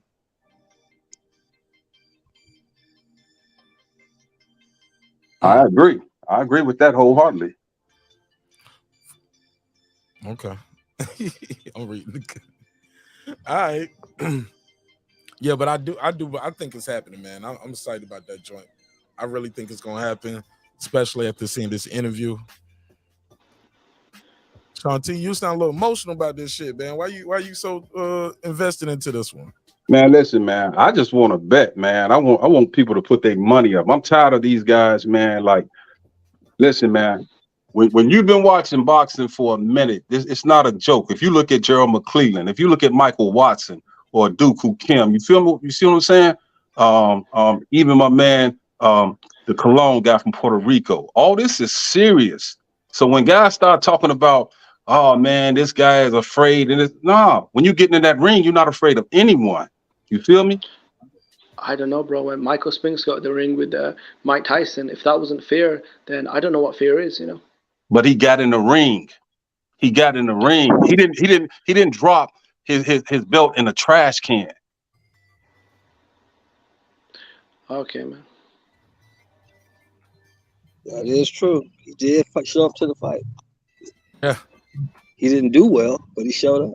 I don't think Errol Spence will do well. I don't think Errol Spence is going to do well. So let's hope he shows up, man. Yeah, but that's your opinion. That's your wishful thinking. Now, he'll be there. Like I've said from day one, I got Bud stopping him anywhere between 9 and 11. Yeah, I mean, this is no Ugas, and it's going to be more than a chicken dance, you know. Say what? No, I said Bud ain't no Ugas, and Spence will be doing more than a chicken dance, you know. Okay. Okay, we shall see. I'm telling you, Mark, a lot of people are going to disappear after this fight. You can see a lot of people disappear. Oh, yeah, yeah. Yeah, well, bring your money, man. Bring your money. Bring your $1,000 to $3,000 ass on over here, man. That's what you do. You bring your cleaning products, bro. All right. Yeah, definitely. Because I clean construction sites, so I get big contracts. I definitely will. Let me know if you got a construction site. I definitely will clean it. All right. All right, Sean T. All right, well, shit, we're moving right along. Anybody got anything else on that one? Damn. It was gets intense, bro. You ever heard Bud Crawford and Errol Spence fight? It was. That should be entertainment, man. I don't be taking none of that shit, man. I just you can probably tell I'm smiling while I'm talking. You know, it's all entertainment. It's all love. But the crazy part, man, is this, man. Yes, sir. Errol Spence and Terence Crawford seem to respect each other a lot more than the Crawford fans and the Spence fans. You feel me? And speaking from the Spence side of things. Start over. You said who respect more? I said that Terence Crawford and Errol Spence, the two fighters that we're talking about, seem to respect each other a lot more than, you know what I'm saying, the fans do. That's what I'm saying. It's like if these guys are calling each other, talking about family and, you know, things of that nature, it's like evidently it's a mutual respect. But then when I get on a panel, you feel me, all I'm hearing is people who are on attack. You understand what I'm saying? And it's like, why are we so invested in, you know what I'm saying? Like you just said, Mark, about the emotional thing. It's just that at some point in time, you get tired of hearing the false narratives, man, and guys just, you know what I'm saying, creating bullshit. So yeah, I want to see the fight. I want to see the fight last year. I think it's just the nature of sports, you know, whether it's basketball, soccer, gridiron, boxing, UFC. I think especially when you're dealing with elite level fighters with big fan bases, it's kind of normal to go back and forth. Yeah, but not with such vitriol. You still could be respectful. I mean, yeah, sure. You could be, yeah. Yeah. You could be, or you don't be. Yeah, but see, I'm like this. I don't look for trouble, but I ain't ducking none either. So if you come with that energy, that's what you're gonna get in return. But he's not talking about you. He's talking about the fighter. Your last name isn't Spence. It shouldn't bother you that much. No. I'm just saying as far as anybody who wants to come like that. That's all I'm saying. I'm not talking about Spence. I'm not talking about Crawford. I'm saying even if we talking about basketball, if you come and you're gonna attack, I'm not gonna duck.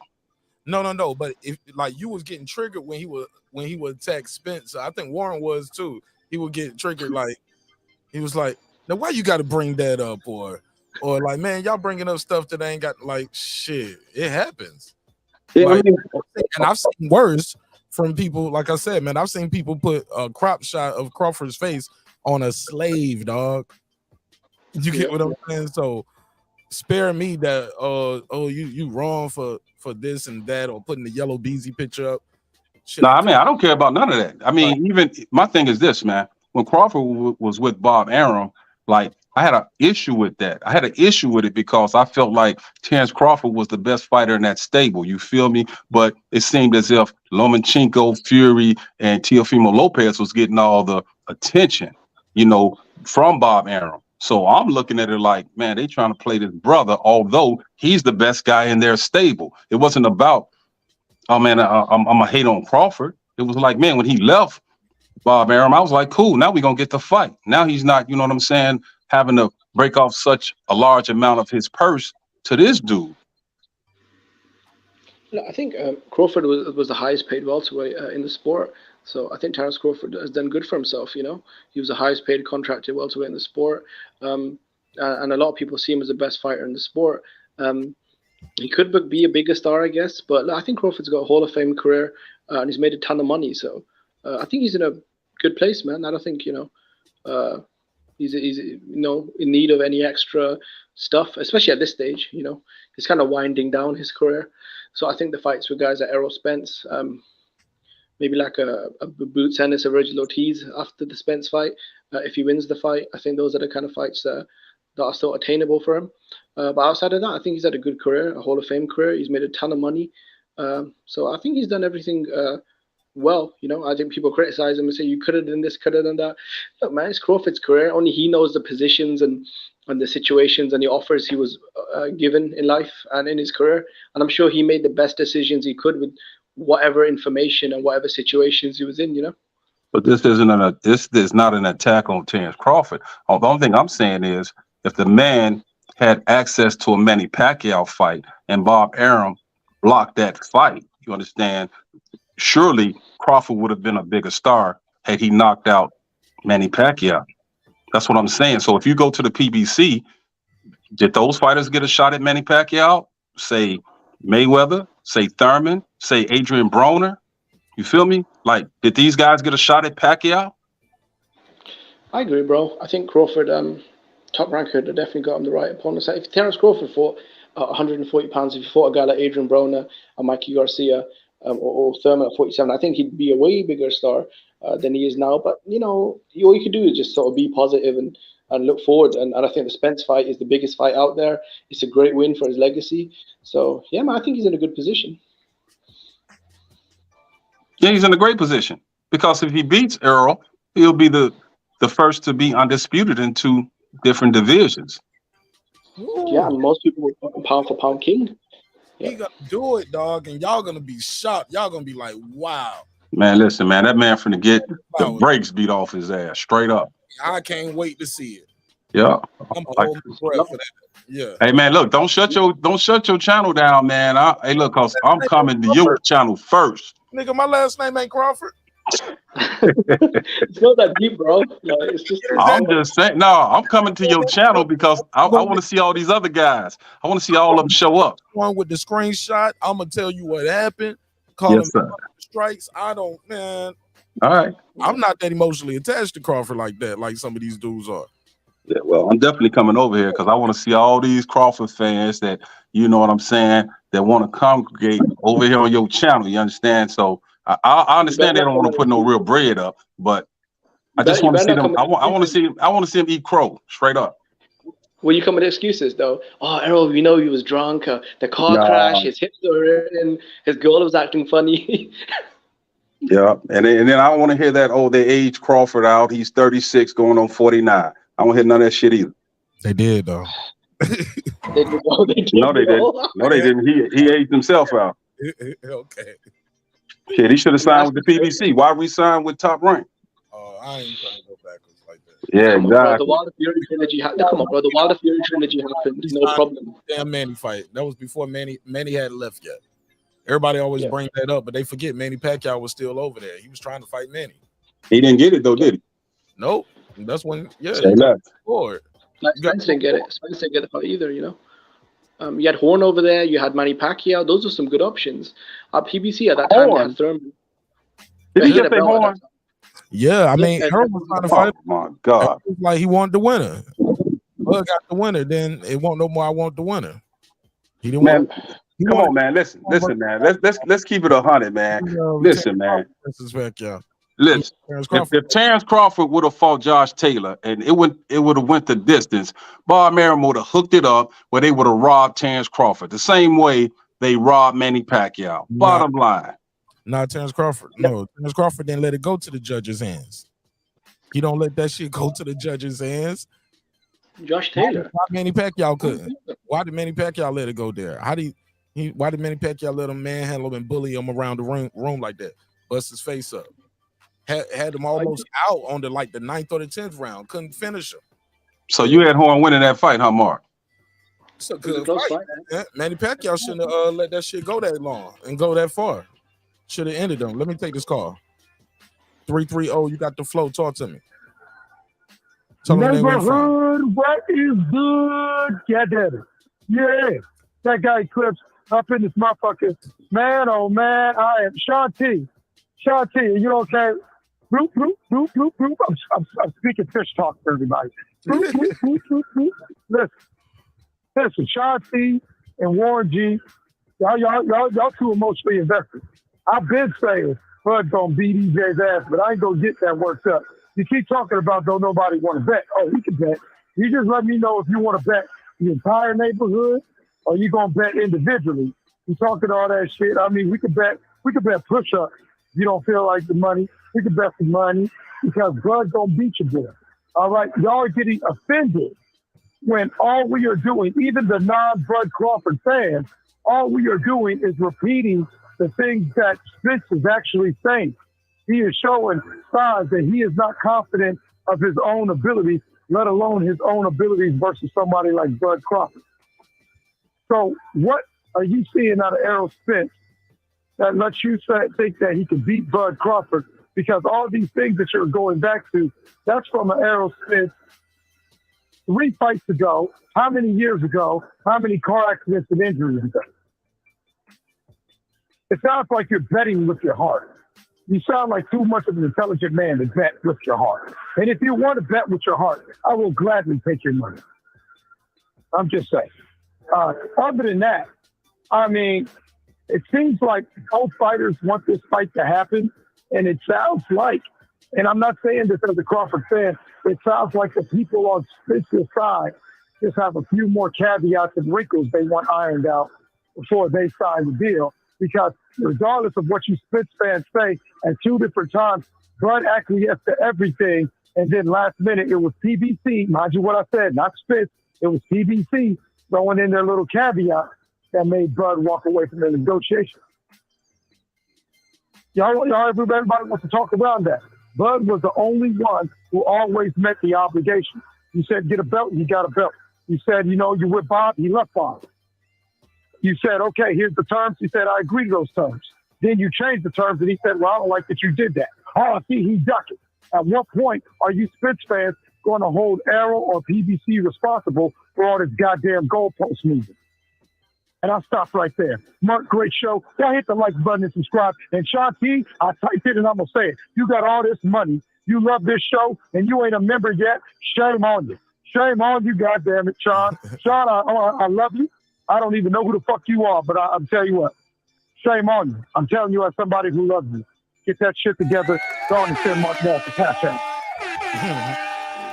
Appreciate you, Sean T. I'm gone. Appreciate you, Clips. Appreciate you. Thanks for supporting the show in a major way. Damn. Hey, he got my ass, didn't he? Yeah, our memberships be lit, man. We be doing a lot of. Well, you know what? I'm gonna become a member. You got my word on it. Straight up. We ain't stealing your money, bro. You're getting content every week. I mean, it's all good. I just didn't really know about it, but it's cool. Now that he enlightened me, we can do it. But as far as him accepting, the bets and this, that, and other, like, be serious with it, man. Don't just be talking. Straight up. He be trolling y'all, man. Y'all can tell. I can tell when he just be trolling, and he's like with the accent too. You know what I'm saying? He sound like a librarian, probably. Like, you know what I'm saying?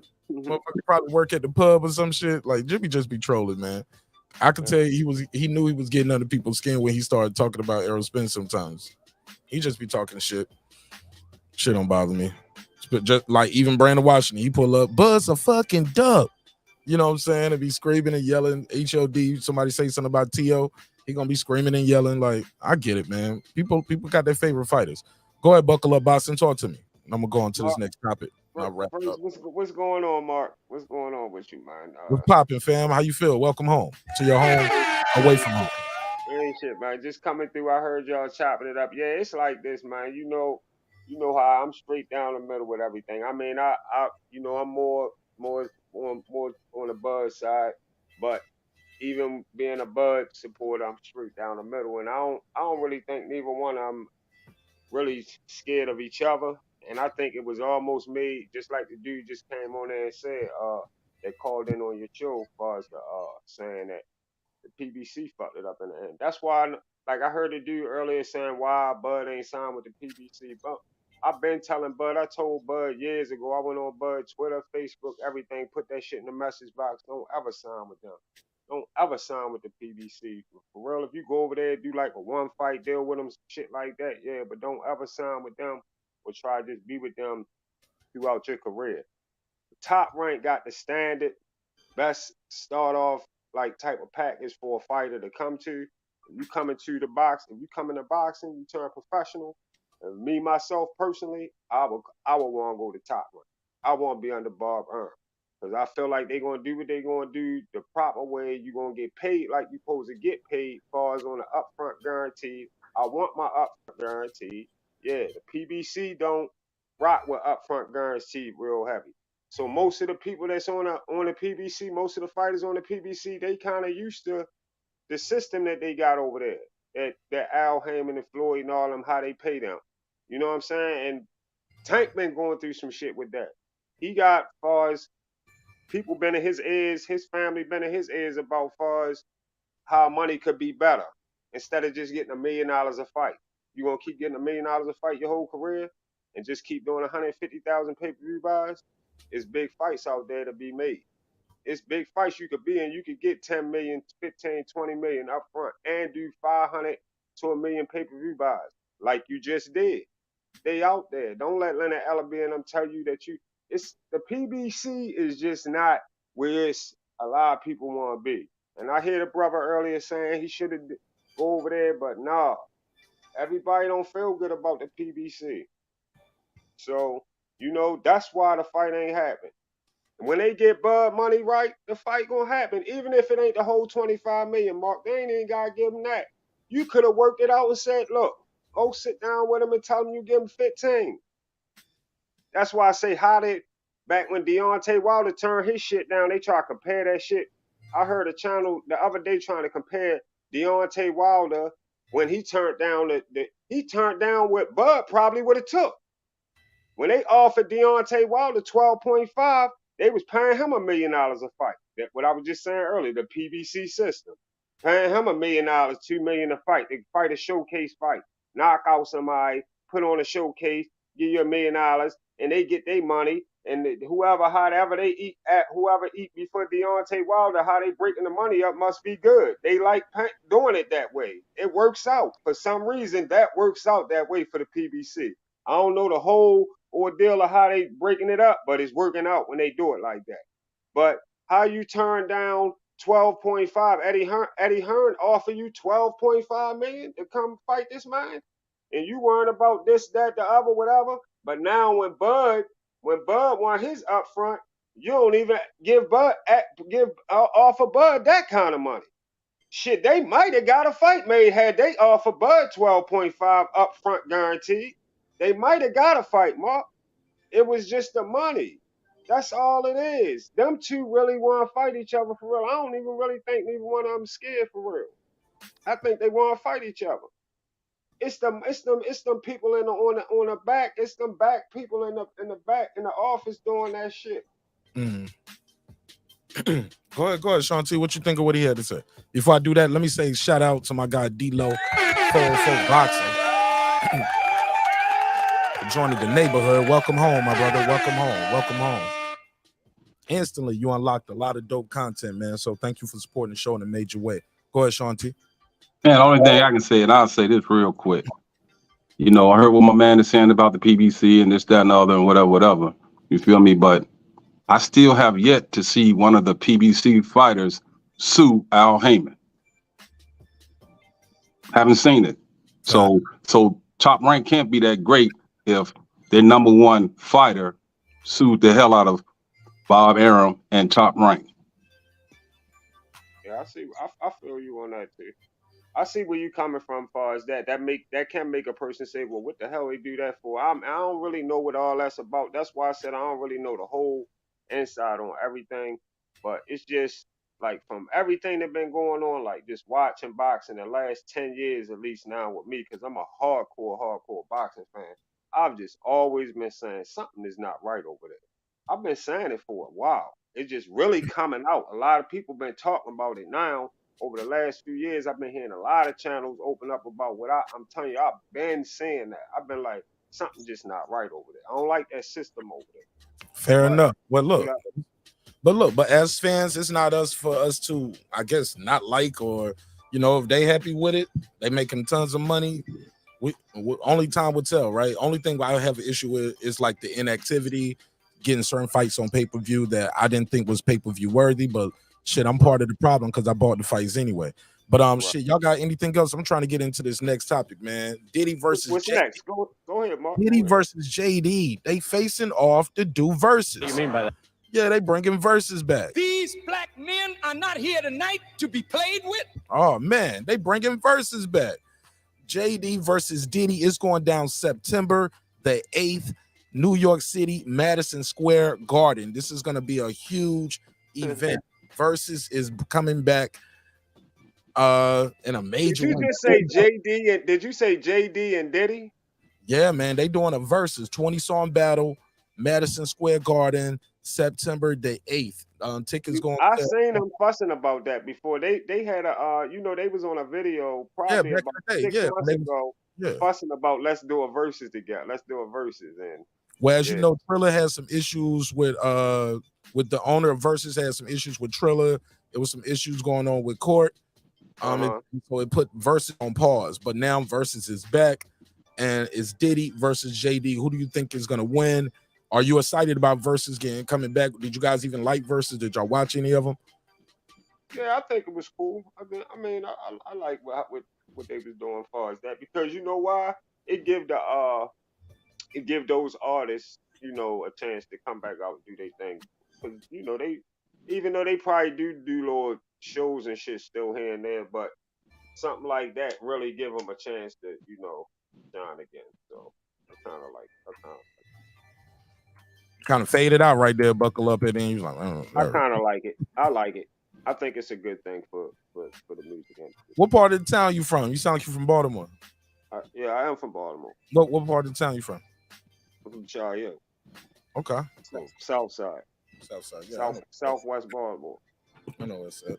Somebody in the chat said they said they could tell your accent. I heard it too, the way you were saying T. I got family up there. I used to stay up there too a little bit on the west side, Fulton now. Oh, Fulton, okay. All right, that's what's up. Fulton, Saratoga area. Yeah. Okay, yeah, that's what's up. But my aunt they live over there in Randallstown still, over there off this Lynn Haven Drive over there off in Randallstown. That's out in the county. That's the kind of that's Baltimore County. Yeah, Baltimore County. Yep. Okay. Yeah, Sean T, talk to me, man. What you think about this Versus, dog? Versus coming back, man. I used to do some sick after parties after Versus, man. That shit was lit. Online with you did, Mark? Where you from, Mark? Huh? Where you from? I live in Atlanta right now. I was born in North Carolina, but I used to live in Baltimore too. Okay, but you in Atlanta now? Okay. Yeah, I'm in the A. Oh, all right. That's what's up. Well, music wise, man, I'm just like, if they're gonna do a 20 song type of demo, I mean, I just think Diddy, he's gonna have it hands down, especially if, you know, if it's geared around towards the groups like Total, if you want to talk about the Notorious B.I.G., Craig Mack, if you want to talk about 112, Mary J. Blige first, you know, album, which he produced.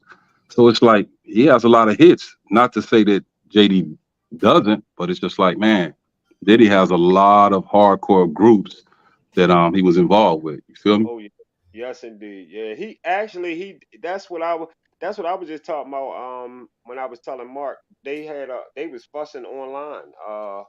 It was a while ago, probably like 9 months ago. I was looking at something, and they was going back and forth like on how everybody be watching each other on the fucking video shit, and and both of them. Well, I think Heavy. Well, I mean, what's his name? Was the IG Live? Was the IG Live? What's the dude name from New York? There's the light skinned dude that be rapping and shit. The heavy dude. Fat Joe. Yeah, Fat Joe was on there. In between them, he was like instigating it, and he was saying, go play some shit. He said, oh, I'm gonna play some shit. They start playing shit, and he was doing the shit what you just was talking about that shit when it happened. Hell yeah. Yeah, that's when I seen Diddy had a lot of shit. I said, damn, Diddy did fuck with a lot. Damn, Diddy must have did them too. Oh, Diddy had them too. God, I forgot. Man, Jermaine Dupri, don't sleep on him. Y'all think he just gonna come out there and play Bow Wow records all night? I think he got some joints. He got Confessions, bro. Oh yeah. Well, it's gonna be interesting. He That's got that everything. emancipation of Mimi. Which all of that was recorded in Doppler Studio right there in Atlanta. Feel me? Yeah. What you know about Doppler Studio, Sean T? Man, my son raps, so that's what we used to record out of. Oh, dope. Yeah. Yeah, with a guy named Trey Beats. He was the producer. Oh. Yeah. Still making music? Pardon me? Your son still making music?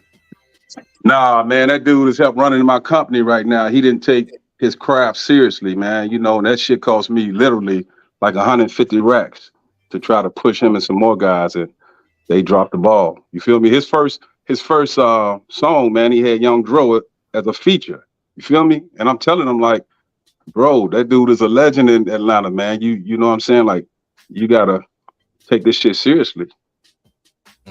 All right, so let me play this clip right here. This Diddy making it telling Buster, yeah, yo, it's happening. Buster talking about, yo, I'm gonna come out. So I guess they're gonna have a lot of special guests. Peep this shit. No. September 8th in the Garden, nigga, me versus Jermaine. They will have you out the Raptors flying out the sky. That type of talk. I got the black feathers. I got the black. Yeah. All weekend we wearing that shit, nigga. For the rest of our lives. The white one with the dog. Yeah. Okay, so yeah, he about to go on stage. It look like they about to do Victory. So yeah, he's just hyping them up before he go out there. What do y'all think, man? I'm excited about that. That shit gonna be lit. Oh yeah, that shit gonna be lit. I'm excited about that.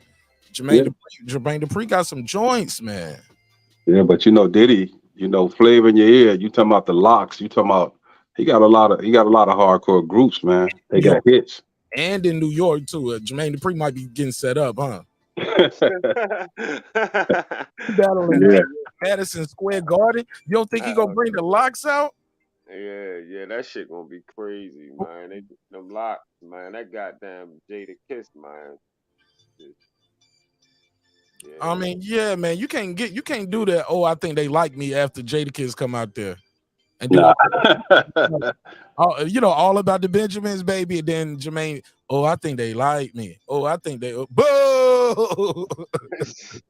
You see what the Locks did to Dipset. They ain't playing no games. They still trying. Man, I tell you, he seemed like he ain't gonna lose a step every time I see Jada in action. It's like, bro, I just saw him like a month or so ago, about like a month and a half ago at the Legend of the Street tour.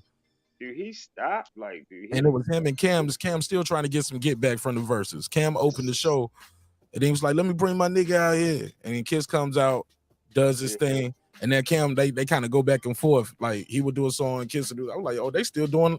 Cam's still trying to get his get back from Verzuz. yeah, both of them, man. They both are very talented. They still to this day, man. They probably can give a good show right now. They could give you a good show, you know. Yeah, both of them can. Yeah, man. That shit was fire, man. Anything going on out there? Current events? Anything going on out there we need to talk about? What else is going on? I know that Ellie shit was big news for me, man. I'm glad Spence did that interview, man. I'm really happy about that fight. I take back every bad thing I ever said. Yeah, well, you know we want that, man. I mean, I think that Ryan and Tank set the fire. They set shit off, and a lot of people want to get involved now because Ryan and Tank showed the other fighters, look, it's money to be made. Y'all want to get this money, because it's a lot of y'all. It's piles. These divisions is piled up. 135 stacked up with fighters. 140 stacked up with fighters. You know, you got a lot of shit going on right now. We can get a lot of shit popping off, and that's a lot of money in the air because we run pay-per-view, Mark. I feel like I always say, buckle up. If you listen to me, I always run that narrative that we are the pay-per-view office. I feel like me and you are the pay-per-view office, every boxing fan. Because we the ones that motherfucking put out card information there to decide if we buying that shit. I didn't buy Canelo and John Ryder. I fuck with Canelo though. But no, I didn't buy that. That wasn't worth me buying. I wasn't wasting my money on buying that. I'm not buying that. No. You gotta give me what I want. I was hyped to buy Ryan and Tank. I was pumped to go in my pocket to get that motherfucker card out, get ready for that. I was pumped to pay. I'd have paid $100 for it because my adrenaline was pumping to see it. And I still kind of figured Tank would win the motherfucker, but my adrenaline was still pumping to see just in case. I was very curious.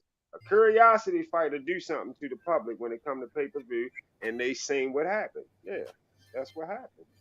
So I can't wait for Bud and Spence. Shit, Bud and Spence, hell yeah, I'm going. Goddamn right, I'm waiting. And to piggyback what my man just said, though, to keep it 100, it ain't just pay-per-view that you guys run. It's boxing, period. You feel me? Because, like, Mark, no, I told him, man, I've been, like, really watching boxing since 86. You feel me? The first fight that really turned me on, like, I was a casual fan before that.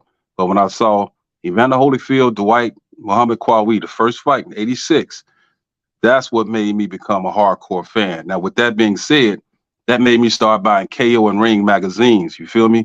But I had to wait every month before I had new content. You know what I'm saying? But I was really buying those goddamn magazines. But now, every day, I can, you know what I'm saying, be involved with boxing. And you guys, like, if it wasn't for Mark Nash and all these other channels, then we would have to seriously just look at Max Kellerman and all this bullshit. Feel me? Yeah. Seriously, but it's like this opened up. I love this too. Yeah, but I'm saying, like, you guys are steadily getting new viewers and subscribers, and that's making boxing grow. So it doesn't matter if you're a Spence fan, a Crawford fan, or if you like NOA or Fulton or whatever. It's just a blessing that, man, we got people who are committed to bringing us good content, straight up. And man, in those fights, man, with, like you just said, Fulton and the Newey, all that, I want to see that. I want to see that. I'm hungry. I want to see that bad. You know, all of that shit, like, they there, make the fights. You know, that's what confused. That's what got everybody fussing and all the back and forth. Get the goddamn fights made. Because eventually, like, especially if you're a hardcore fan like myself, like I said, I fuck with Bud, but I'm going to forget about him. I can forget about Bud and Spence so quick. I'm telling you, I can forget about them. I can keep it moving because it's excitement around boxing that I can start aiming and looking forward to other people who I want to see fight, and I think the fight gonna get made. And just forget about that. You know what y'all gonna do? What's up? What y'all gonna do? Come on now. And it's a lot of money to be made. I know y'all want this money. Both of y'all know it's a lot of money on the table for y'all. So come on now, get the fight made. Come on, stop playing. Definitely. Yeah. That's all. I want better BA than goddamn Bivol. I don't know why what's the hold up in boxing or why they won't focus them to or make that happen. Why I don't want Canelo to fight Bivol no more. Bivol don't even really want to fight Canelo. Canelo should be trying to fight Benavidez. It's just what I want to say is what should be happening. Just Canelo, why don't you fight Benavidez? Just fight Benavidez. If Burrell and Benavidez gonna fight each other, then fight the goddamn winner. Damn, sit in the pocket, fight the winner or something. You undisputed at 168, fight the winner. Definitely. Drop the belts and get the fuck out of the sport or do something, leave. Wow, go somewhere. Whatever. Let Bivol and Benavidez, why they not unifying for undisputed? That's probably a fucking war. I pay for that motherfucker. I pay $100 for that bitch. Put them two in the ring. I kick it out in a minute. Yeah, I just want to see that shit. I don't be caring about all that other shit. I'm just trying to see motherfuckers go win shit and be the king of the hill and hold everything. That's the fun of watching the sport. These guys, I don't know what's going on, but some of them getting it together though. They trying to get it together. They getting it together. Definitely. Yeah. I'm excited about it, man. I'm excited about the future, but I agree with what Buckle Up said. Like, it definitely opens up the doors because guys, people have FOMO, fear of missing out. Like, and Errol said it dope in this interview he did with Ellie too. They was like, he said, it ain't no one face to boxing. It's a lot of faces. The face of boxing is whoever got a fight coming up.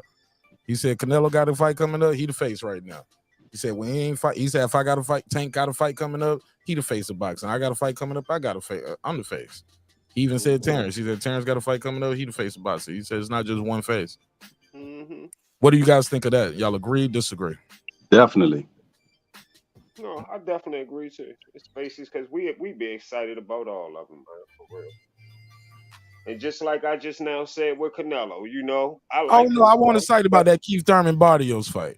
He won the face when he fought Barrios. yeah, well, I wasn't excited about it neither, and I'm never really too excited about those fights with them other weight classes and other. Like I wasn't excited about. Put it like this, but I still paid for it. I ain't gonna lie, I still put in for the. I did pay for Errol Spence and Who got? the boy from 135 that came up, the Mikey Mexican. Garcia.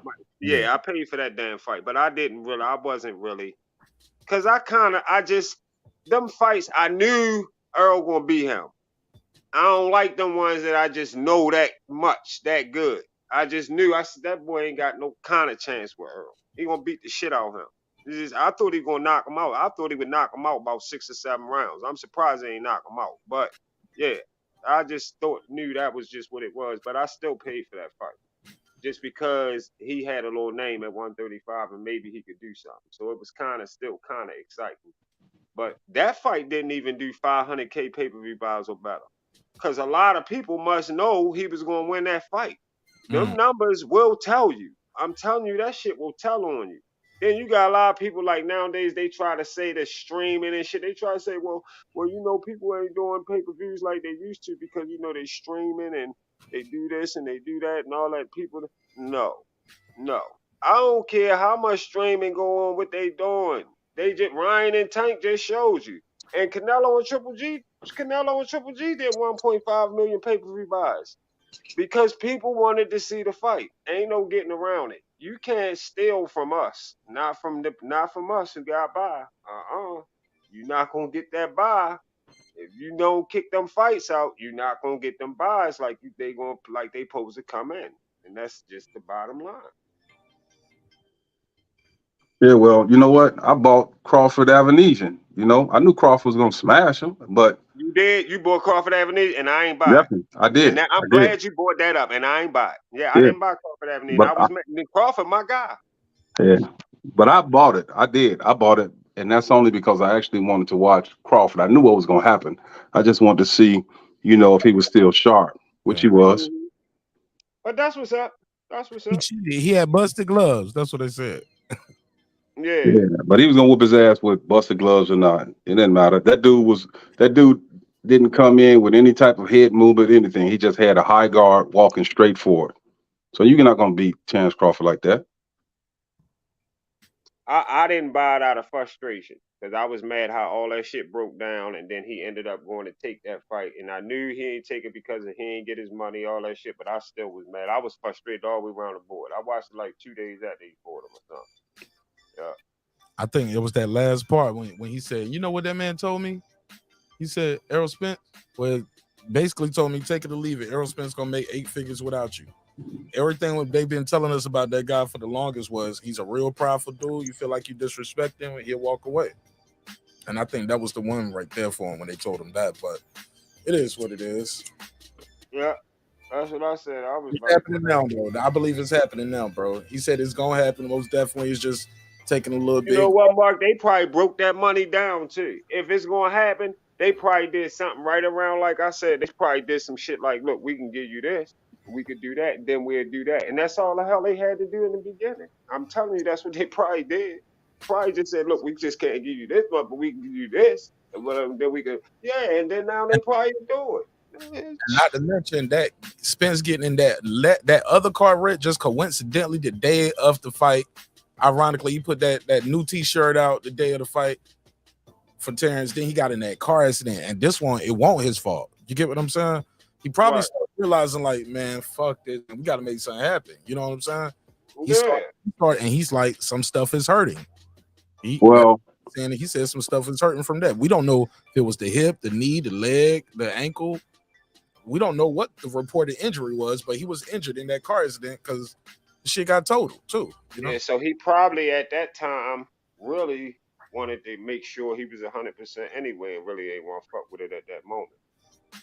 Well, In my opinion, man, I just think that it's a respect thing, and yeah, maybe Crawford felt disrespected by Al Heyman, and now this time around, it's better that Spence is talking to Crawford with respect. You feel me? So, you know, as two men, they can come together and come to some type of agreement, and let you know their handlers and shit fix all the rest of it. Right. Don't rob us. God damn it. Give us our goddamn fight. But you made a good point, man. These dudes respect each other more than the fans respect each other. You know what I'm saying? Yeah. People up here calling, Man, that's what I said. I think they do too. I think they fuck with each other a lot. They respect each other a lot, man. Oh yeah. Yeah, man. Hell yeah. But shit, that's it for me, man. Y'all got anything else y'all want to say? I think I'm good on this one. Could wrap it up. Man, listen, man. The only thing I gotta say, and I'm finna get off here, man. Look, if that fight gets announced, man, I'm taking all bets. Straight up. That's it. That's all. You feel me? Hey, well, you know where I'm at. Buckle up, boxing talk. If you need to reach out to me, we might could do something too if it get made. So Man, I'm about to subscribe to your channel. What you talking about? Check them out. That's what's up, bro. You got a channel too? Nah, man. I'm thinking about starting one though. You feel me? All right, that's what's up. Well, if you do, you I can help Sean T. Let me know. Reach out to me if I can help you. All right, man. I appreciate you, man. For real. Hey, Mark, keep doing your thing too, man. And if y'all, anybody listening, make sure y'all hit that like button. Plug your channel, man. Tell them when you go live or when you drop videos. Oh, I just drop videos like I drop them like 3 days out the week, Mark. 3-4 times out the week I drop. And so if you ain't already over there or whatever, it's Buckle Up Boxing Talk. Come through, check me out. That's what's up. Foodie said put a case on that car accident. She don't believe it. He said we don't believe you. We don't believe you. You need more people. Y'all need to worship him. All right. She said she don't believe it, man. All right. Hey, Jamel Charlo had to show proof of his injury to the WBO. You know what I'm saying? Remember that? He had to send in the x-rays, took pictures showing fans his hand, showed himself in the cast. He had to do all of that. I saw Errol Spence the next couple weeks at the Frank Martin fight, walking, fine. Said some stuff still hurt. Like, he don't look like he limping, and it's a long walk. They follow him from there to there at the weigh-in, from like the weigh-in all the way out to the from the weigh-in all the way out to the parking lot, taking the escalator and everything. He just still walking. They showing there. I'm watching the whole thing. I'm like, so is it the knee? Is it the ankle? Is it the thigh? Is it the hip bone? Like, what is the injury? Is it swollen? Is it fractured? Is it bruised? Which leg is it? Like, we just don't know anything about the specific injury, other than he said some stuff is hurting. But after hearing that interview, yeah, man, I think a lot of stuff still hurting, man. Well, I tell you, we're gonna see. If anything hurting, he better heal it before he get in. And I'm gonna leave it at that. Man, you can't heal all of that stuff, man. That car accident took some time off that kid, man. He's still dealing with it, like he said. So, yes, we're gonna see. We're gonna see. Yes, sir. Can't be in there looking for your partial, thinking like, oh, did he knock my teeth out? He gonna end up in pro. Talking about you think Ugas knocked his teeth out. I'm like, man, better be on point. Better be on point for this one. All right, man. Thank y'all for your time. Thank y'all for your energy. Thanks for supporting the show in a major way. Thanks for joining the panel. Shanti, you want to plug your business, man, so people can out there in the area can support your company? Man, I'm in Chicago, man. You understand? I deal with the film industry, but if anybody need any private security or whatever, hey, it's 11 Solutions, ELLEVEN, Solutions Security, Chicago. You feel me? I might need some security. 11 Solutions, right? Yep, 11. 11 with 2 L's. The 2 L's, they symbolize the number 11. Okay, all right. 11 Hey, look, I might need some security. Come on, man. Here you go. I need some security if I go to this fight in Dallas or something like that, and I got to go to Dallas, man. I'm gonna need some security. Hey, man, just call me up, man. I got people in Atlanta too. You feel me? You know what I'm saying? Yeah, straight up. Yeah, I got that. God damn it. Yeah, I got people that, hey, if you look up Real Security, REEL, they deal with the film industry too. They located right there in Atlanta. REEE. No, REEL, like a film reel. It's Real Security. Film reel, yeah. Yeah. This your company too? No. That's one of my people. You know what I'm saying? Like I'm actually getting someone to take the state exams to open up a company in Atlanta. You know what I'm saying? So I got one of my clients named Wes Haugen. He did Lovecraft here in Chicago. You feel me? So he was telling me I should come down that way. He did Ozark as well. You feel me? I'm looking at this right here now. I'm gonna hit you up, Shanti. Yeah. I connect with Shanti. All right. Put your email in the private chat. All right, my man. Yes, sir. All right, well, shoot. All right, fellas. Why you do that? Appreciate you. Go ahead, buckle up. What you about to say, bro? I'll keep holding it down, man. I get back. Mark, when you usually come on your live? When you Monday, Wednesday, and Friday nights. Monday, Wednesday, and Friday nights. All right. Yeah, and then if it's a fight or anything, like if it's breaking news, I'll cover that. Like I'll come on and pop up. But other than that, Monday, Wednesday, Friday, and I do a media reaction after every fight. Okay, no doubt. So I'll keep that in mind. I'll definitely come through and holler at you, bro. My man, don't be a stranger, bro. I'm gonna keep supporting you in a major way. All right. All right, Mark. I'll get back with y'all. My brother, peace. All right, peace and love, man. Peace and love. Okay. Yeah, Sean, put that in the private chat so I can reach you. All right, my man. Yep. All right. While you do that, I'm gonna do my neighbors only roll call. Shout out to everybody out there for supporting the show in a major. This was amazing. It was amazing. Had a lot of jokes, had a lot of fun, and we hopefully we had a good time. People learned something, and you learned something new tonight. You was entertained, and again, thank you for the opportunity to entertain you all this evening. Really enjoyed it. Really enjoyed myself. Yeah, I don't see it, Sean. It ain't popping up. No, I'm trying to see how do I get to it. How do I go there? You on your phone? Yeah.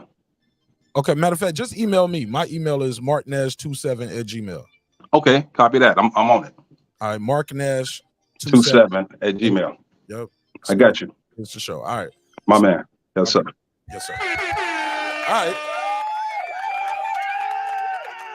Let's see what they saying in the chat. She said, them PBC conspiracies, Mel broke his hand when he was supposed to train for Tim Tszyu. And then right after that, Tank's girlfriend put doo-doo on his toothbrush before the Garcia fight in January. Food, you crazy as hell. But I love it though. She said Lisa Bells only watched part of the first season on that show. What show y'all talking about? What y'all talking about? Let me see. Food, one of the wildest one. What she say? Yeah, I never got into the haves and have-nots neither, Lisa. I didn't get into that one. Somebody told me to watch this show called Sweet Tooth on Netflix, but I keep falling asleep on the first episode. I ain't made it through the first 30 minutes. I keep falling asleep on the first episode. And I've tried it twice, but they said it's on the second season. I don't know. Anybody out there seen Sweet Tooth? Should I watch that? Is that good? Is it worth it? Anybody? Nobody? All right. Yeah, I don't know about Sweet Tooth, man. Like I said, I tried it. But Food Revolution, you got me rolling in here tonight. She said that boy on some dope. I ain't even think of it like that, Foodie. It might. I gotta put a case on it. I can't make no allegations though. I don't want to. Okay, so it is a good show. It's a great show. Okay, shit, I'm gonna try to watch it. And we still got to link up, man. I still ain't. Man, Power is picking up. Power is picking up, and it's getting better. It is getting better. Still like some outrageous shit going on, but it's definitely getting better. I'm excited about it. I'm super excited about doing this recap. We got to do a recap probably one day this week. Foodie, hook me up. Hit me up. Let me know when you're available so we can do a recap. Lisa Bell said, never heard of it. Yeah, it's on Netflix. It's something about like start off with a little baby being born and the baby grows some antlers, Lisa Bell. It's like half deer, half baby, and I don't know. Like I said, I keep falling asleep on the first episode. I ain't made it 30 minutes in yet, so I'll give y'all an update, let y'all know what it is. With that said, man, let's close this one out in a major way. Shout out to all the neighbors, because without the neighbors, the show would not be the show at this level. And we're well on our way to 17K. Shout out to the new members to the neighborhood. My boy D-Lo 404 Boxing. Y'all make sure y'all go subscribe to his channel as well. Shout out to all the new visitors that came through. Buckle up, pulled up. Sean T guy here. I ain't seen him in a minute. But also my guy Zone 6. My boy Zone 6 pulled up. Definitely was cool chopping it up with him. And yeah, man, that's all I got for this one, man. It's been another great episode of Breaking Beats, where we break down business, entertainment, art, technology, sports, and anything else you and I feel like talking about. It's a hip-hop, political sports show with a comedy twist. We like to let the jokes fly. You know why? Life is serious enough, man. Always remember, y'all, drinks require sleep, goals require your effort. Go out there and get your goals. Let's close this out with a big old neighbors only roll call. You broke. Because I'm tired. Back is broken. What, a vertebrae or what portion? Spinal. Yeah. Spinal, nigga. I'm tired. What up? I want to go to Dubai. I'm tired. D-Lo 404 Boxing. What up, though? What up? Thank you again for supporting the show in a major way. Kansas City Mac, what up, though? What up? On the mic with Terrence Bailey Sr. What up? The Queen Carmen Serene with the Serene Saturdays. What up? Ace Retro. What up? That guy Eclipse 330. What up? Nick Rich, what up, though? What up? Aaron Parker. What up? Big Hova 09. What up? Ben Adams. What up? Titus. What up? My boy Taylor Bell. What up? Cooking with the Champ. What up? Stephen Bateman all the way in Australia. What up, gangsta? Mama, we made it. Mr. T. What up? Andre Jones. What up? Juan Davila, a.k.a. Poxy Magic. What up? Transcended Sports Channel, my Filipino brother from another all the way in Canada. What up, gangsta? We global, mama. What up? Fisty out of fights. She just might. What up? Jacob Sims. What up? Lady Shan Dundem season, my UK girl all the way in London town. What up, gangsta? Heplo. What up? Mike from Boston. What up? Patricia Shelton. What up? Miss Queen Sunkissed. What up? Rockman. What up? Beyond the Ring with Nonito and Rachel Donaire. 9-time champion Nonito Donaire. 4-division champion. On the way to 5. On the way to 10-time champion. And on the way to the Hall of Fame. What up, gangsta? He's still fighting. Got a fight coming up this summer too, y'all. We got to support him. True Media Today, USA Boxing. That's my guy, Coach Malachi Williams. What up? Puro. What up? Food Revolution, AK Foodie with the beauty. What up, gangsta? KP from KC5. What up? AKA Mark. What's wrong with our people? What up? Matt Wade, aka Papa Daddy. What up? Check out his single. What up? Ill Status Boxing. What up, though? What up? My brother Tank, the Sweet Science Examiner. We here. What up? Beyond Above Media. What up? Pittsburgh T, aka Mark. That's not true. What up, gangsta? SF City Slicker. What up? I know boxing. What up? It's Mex. What up? AKA I'm American. What up? Rider of the Storm. What up? Here to there. What up? Media Well, AKA Mark. I'm not bringing you to this Tank Davis fight. What up, gangsta? Cliff Bailey. What up? Con Shawnery. What up? Lisa Bell, she never fails. What up? HLD, AKA I disagree with Mark on anything and everything all the time. What up? Cooking with the Champ. What up? Cooking with Sir Senior. What up? Brandon Washington. What up, gangsta? D Bevel the Champ. What up? And of course the big fish himself, my good brother Derek Lincoln. What up, gangsta? This was fun, man. This was a lot of fun. I appreciate y'all. I love y'all to death. Hey, look, man. Respect is free. Disrespect gonna cost you everything. Your family, your freedom, your finances, most importantly, your life. So let's show each other love. Let's show each other respect. I'll see y'all on the next episode. Sometimes we're gonna agree. Sometimes we're gonna disagree. But one thing's for certain, 2 things for sure, homeboy. Never forget this. I built this shit. Me. Brick by brick. And I'll be damned if I let you tear it down just because you don't like the way another nigga talk. Yeah, I definitely mean that too. She said, oh, I'm about to watch that last episode right now. Yeah, I didn't want to spoil it for you. Oh, shit, I think I just missed the episode. Oh, man. Let me find out. I'll see y'all on the next one. Peace. This that squad sound.